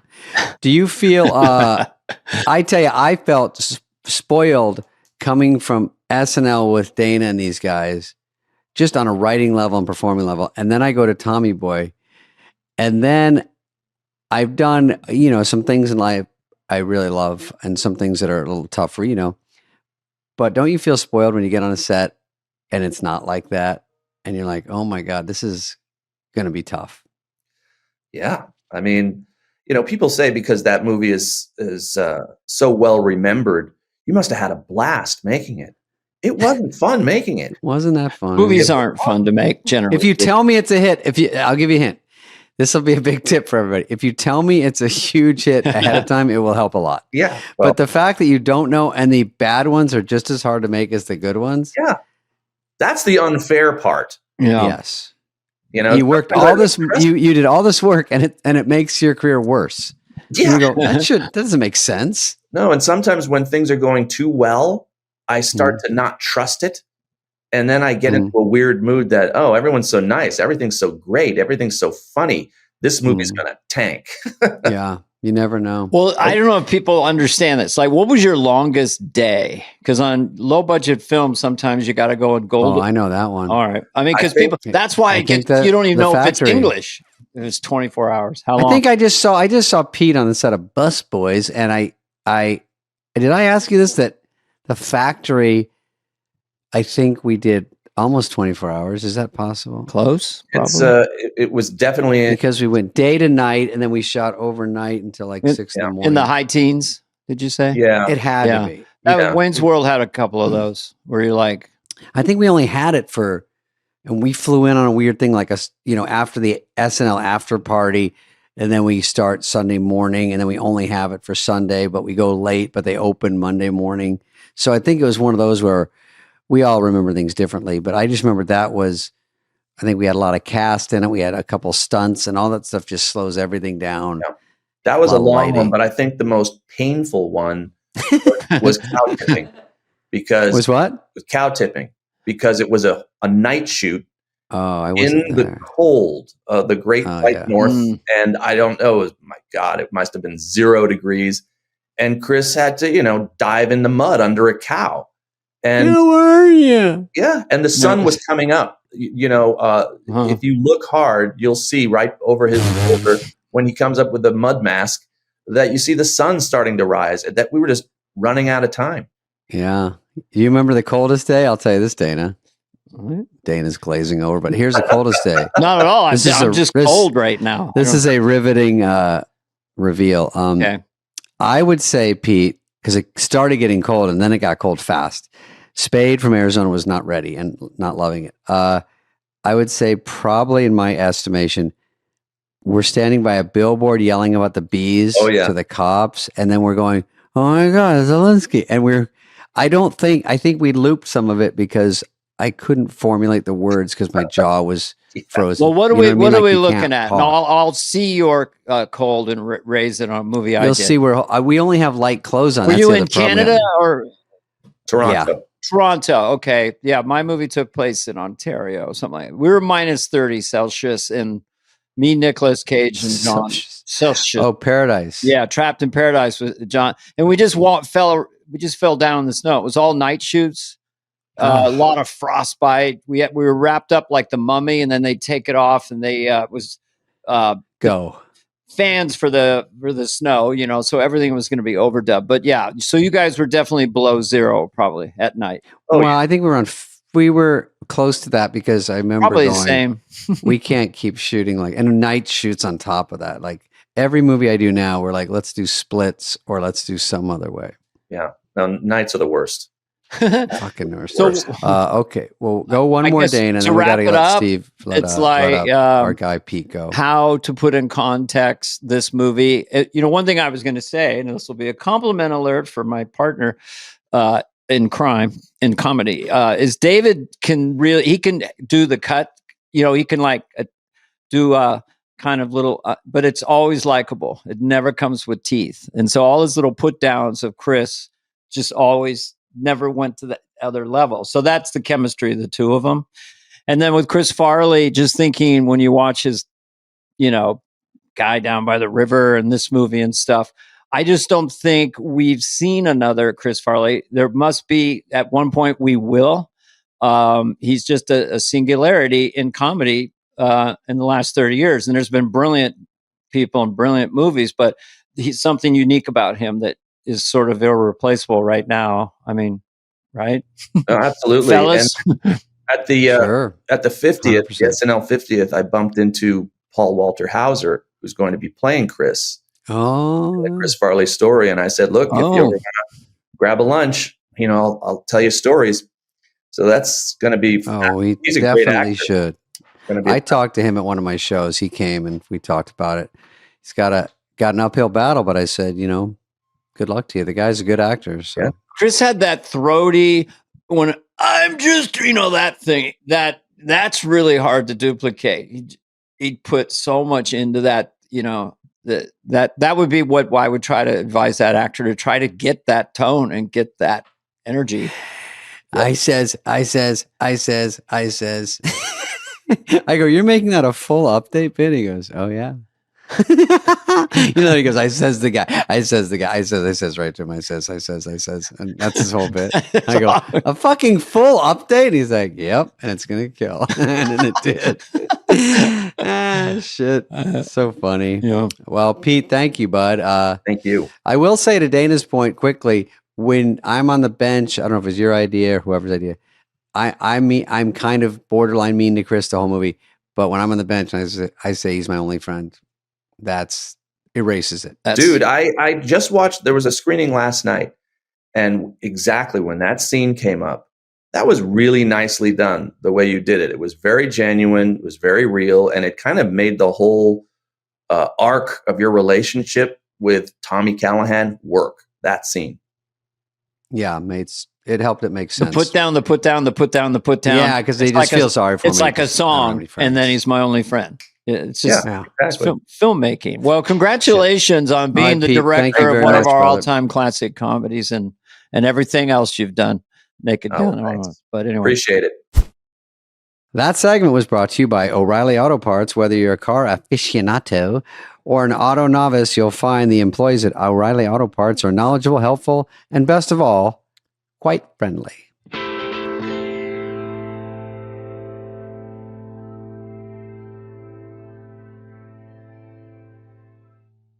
Okay, so that was Pete Siegel.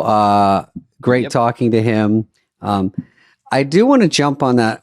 We talked afterwards about a musical for Fat Guy in a Little Coat and the Tommy Boy musical. Yeah, the Tommy Boy musical. I was serious.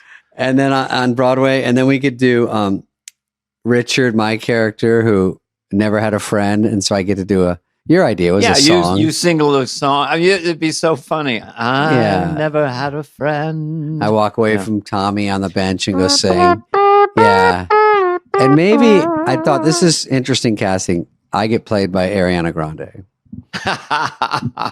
And don't do anything to her. Just the way she is. It just looks like me. Actually, she could pull her hair back. She looks like your little sister. Just put little bangs on. Yeah. I'll tell you one thing. Doing that SNL in the fall when she was host, that gal is multi-talented. I mean, she could do anything. Literally, she could probably work up an impression of you if she had to. She's got an incredible ear. I have to say, I thought I was calling this early the last time she hosted.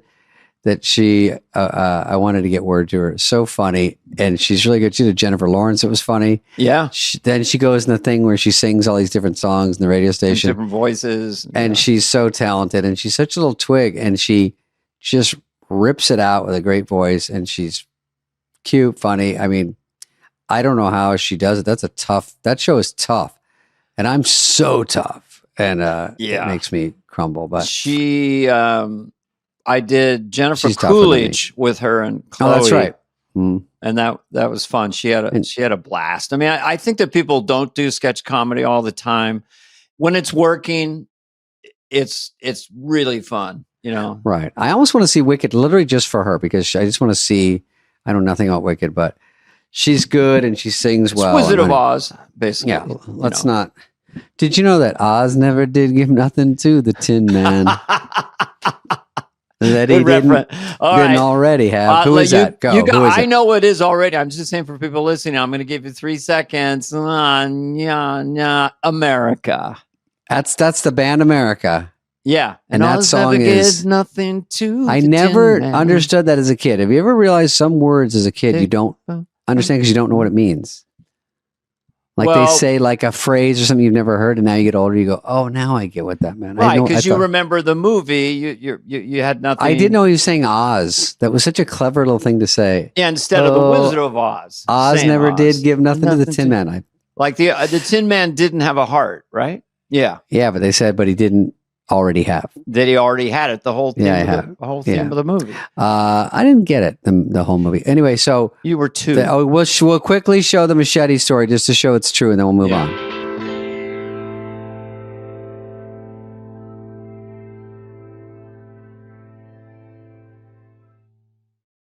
All right, so this one is for sponsor BetMGM, and if you BetMGM, follow or you tag them at. All socials are at BetMGM.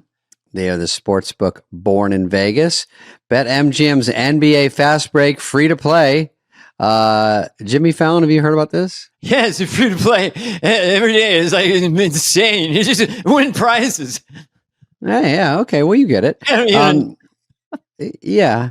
Okay. So log on to BetMGM every day and play the new Fast Break basketball game for your chance to win prizes. All you need to do is log on to BetMGM, head to the promotions page, and fire up Fast Break to find yourself on the b-ball court ready to play. It's ready to play. Right, hold on a second. Oh, this is insane. The b-ball court. You're ready to play. It's insane. I can't believe it. Yep. Play Fast Break for your daily shot at boost tokens, bonus bets, or bonus spins. Yeah, bonus spins. Oh my God. That's incredible. David Spade. Bonus spins of David Spade. Oh man. But I have to tell you, Jimmy, BetMGM and GameSense remind you to play responsibly. See BetMGM.com for terms. 21 plus only. This promotional offer is not available in Mississippi, New York, Nevada, Ontario, or Puerto Rico. Gambling problem? Call 1-800-GAMBLER. For New York, 877-8-HOPE-NY or text HOPE-NY 467-369. For Arizona, 1-800-NEXT-STEP. For Massachusetts, you live up by there. Jimmy, don't you? Yeah. Okay. 1-800-327-5050 for Iowa, 1-800-BETS-OFF. For Puerto Rico, 1-800-981-0023. New and existing customer offer. Subject to eligibility requirements. Rewards vary and expire in 7 days. In partnership with Kansas Crossing Casino and Hotel. This was it. Ninja swords. I eat machetes. Even worse, ninjas are the band. Jeez. God damn. Okay, enough of that one. What's the next one? Give us anything. We will do anything. Mm-hmm. I read an article. I don't have a picture of it, but I thought it was interesting. Lie. The divorce rate of people in their 40s and 50s has quadrupled. Oh, okay. Hold on. Oh, okay. Well, we'll go back to divorce rate, but yeah. Trump officials texted attack plans to a group chat. Oh, everyone's heard of this story. From a secure app. They don't want to say Signal, but I'm on Signal for a fantasy football chat. But it's supposed to be airtight. And this is a mess. This is something when you hear it, you kind of go, what? Like, how in the fuck does that happen? And can you imagine the person that had to deliver the news to Trump? What are you saying? I don't understand. What are you saying? What are you saying? Say it again. They fucked up. They fucked up good. They're fucking morons. I'm not going to fire them, but that's a fucking move you'd never fucking make. I mean, right? I will say, if somebody screws up, Republican or Democrat, the first thing they say is, you should quit. And they always go, guys, why are we even doing this? You think I'm ever going to quit? And there's no one on either side that's ever just going to quit. They have to be literally pushed out with a bulldozer. No. So they don't do it. But that thing's funny because I thought it'd be funny for you if they said that group chat was left over that Biden set it up, and it would be funny if Biden was still on it and he was he thought it was the lunch orders for the White House every day. And he's like, Hama, do they have fish kebabs? And they're like, I'm sorry, sir. Who is this? He's I like some Hamas with my egg salad sandwich. Come on, folks. Yeah. I'm not kidding around here. Everybody get your orders in. We're going to do this thing. Yeah, I'll have a bomb burger. Bomb burger. Iran style. He doesn't understand it. He's reading it all in one. And then he accidentally FaceTimes everyone. They're like, don't answer. It's Biden. He thinks it's all food. His face is like this. I'll have a snack attack. Excuse me, a sneak attack. The attack's under White House sandwich. I kind of like snack attack, sneak attack. Sneak attack is sandwich. This sandwich is the bomb. Huh? Yeah. Come on. Shit. Come on. Everyone, look at my new emoji I found. Guess what? We got the beef. Where's the beef? We got the beef. Oh, no, Arby's. We got the meat. They changed that. That's a little like Wendy's. Where's the beef? I hate this. They copy each other. Fucking copy. Who did what? What are you doing? Okay. This is a story that came out last week, right when Superfly. I didn't know enough data. Now I have even less. There's a vast underground city below Giza pyramids, which yes, not to be confused with I'm a geezer. Egypt's pyramids. Scientists. Wild theory claims. Experts debunk it.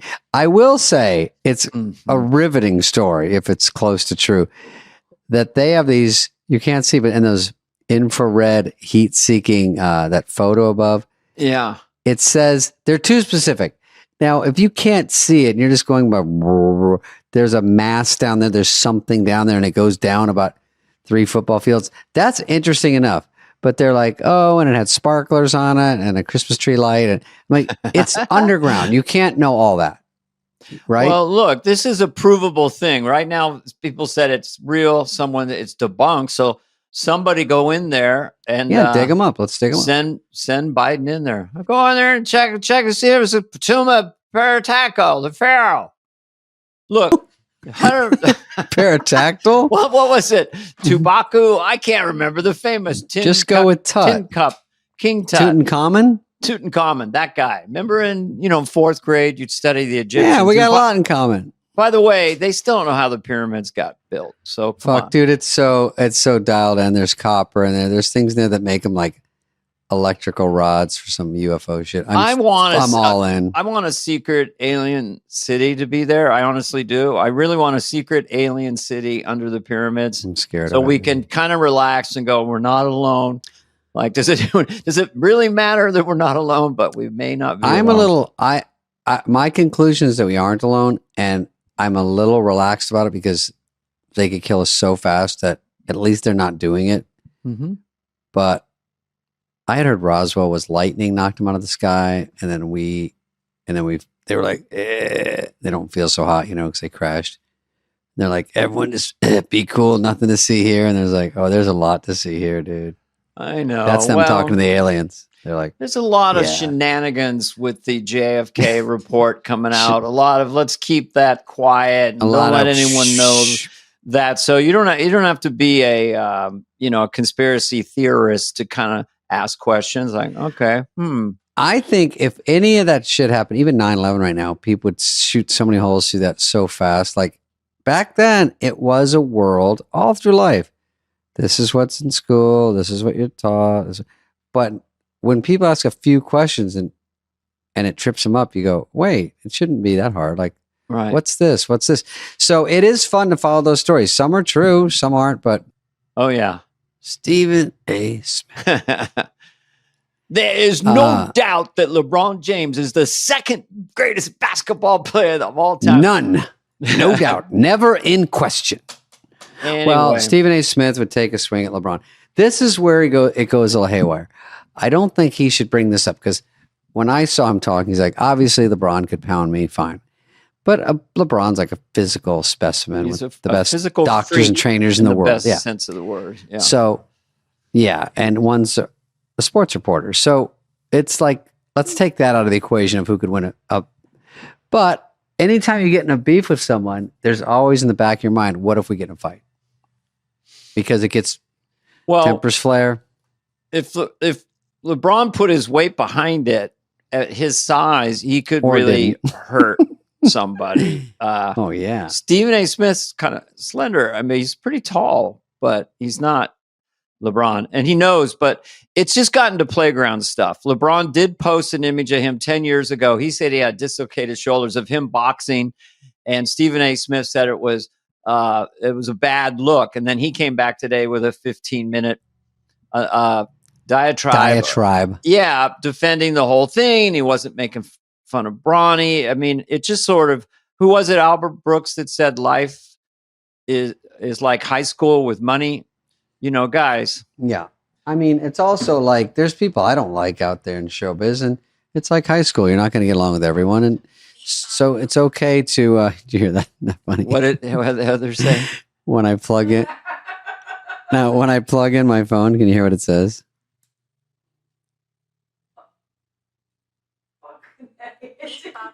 Oh, there it is. Beep, bop, boop. Okay. Fucking it took a hair too long, that motherfucking. Okay, I'm going to give everyone one more shot at it. And Heather, you cannot talk. Shake the phone up. Look, there's Harper. What is that about? Okay, ready? Everybody quiet.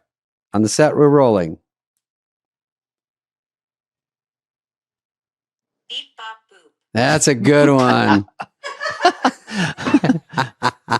Every time you plug it in and people aren't ready for it, they go, what is it? That's something you say. That's one of your... It's something I say. And Heather told me that you can... I think hers says, hey, Heather. So if you plug it in, it can say something very short. And I was like... And I go, oh, no, it sounds too robotic. So I go, oh, maybe it should say something robotic. Beep, bop, boop. Beep, bop, boop, boop, boop. Okay, so Stephen A. Smith started about LeBron and Bronny. Well, Stephen A. Smith, I don't know I didn't listen to everything. Just said confrontation on the court. About that. And he was just saying that he did not believe that Bronny James, who, by the way, dropped 39 this week in the G League, was ready for the NBA. So that was, So, yeah. So LeBron saw him at a game on the court and said, hey, to the effect of, don't shit on my son. And so I get the emotionality of it, and I get that side. I think this leads, and we'll talk to our friend Ted Sarandos. One night only, Stephen A. Smith and LeBron James sit down and talk it out.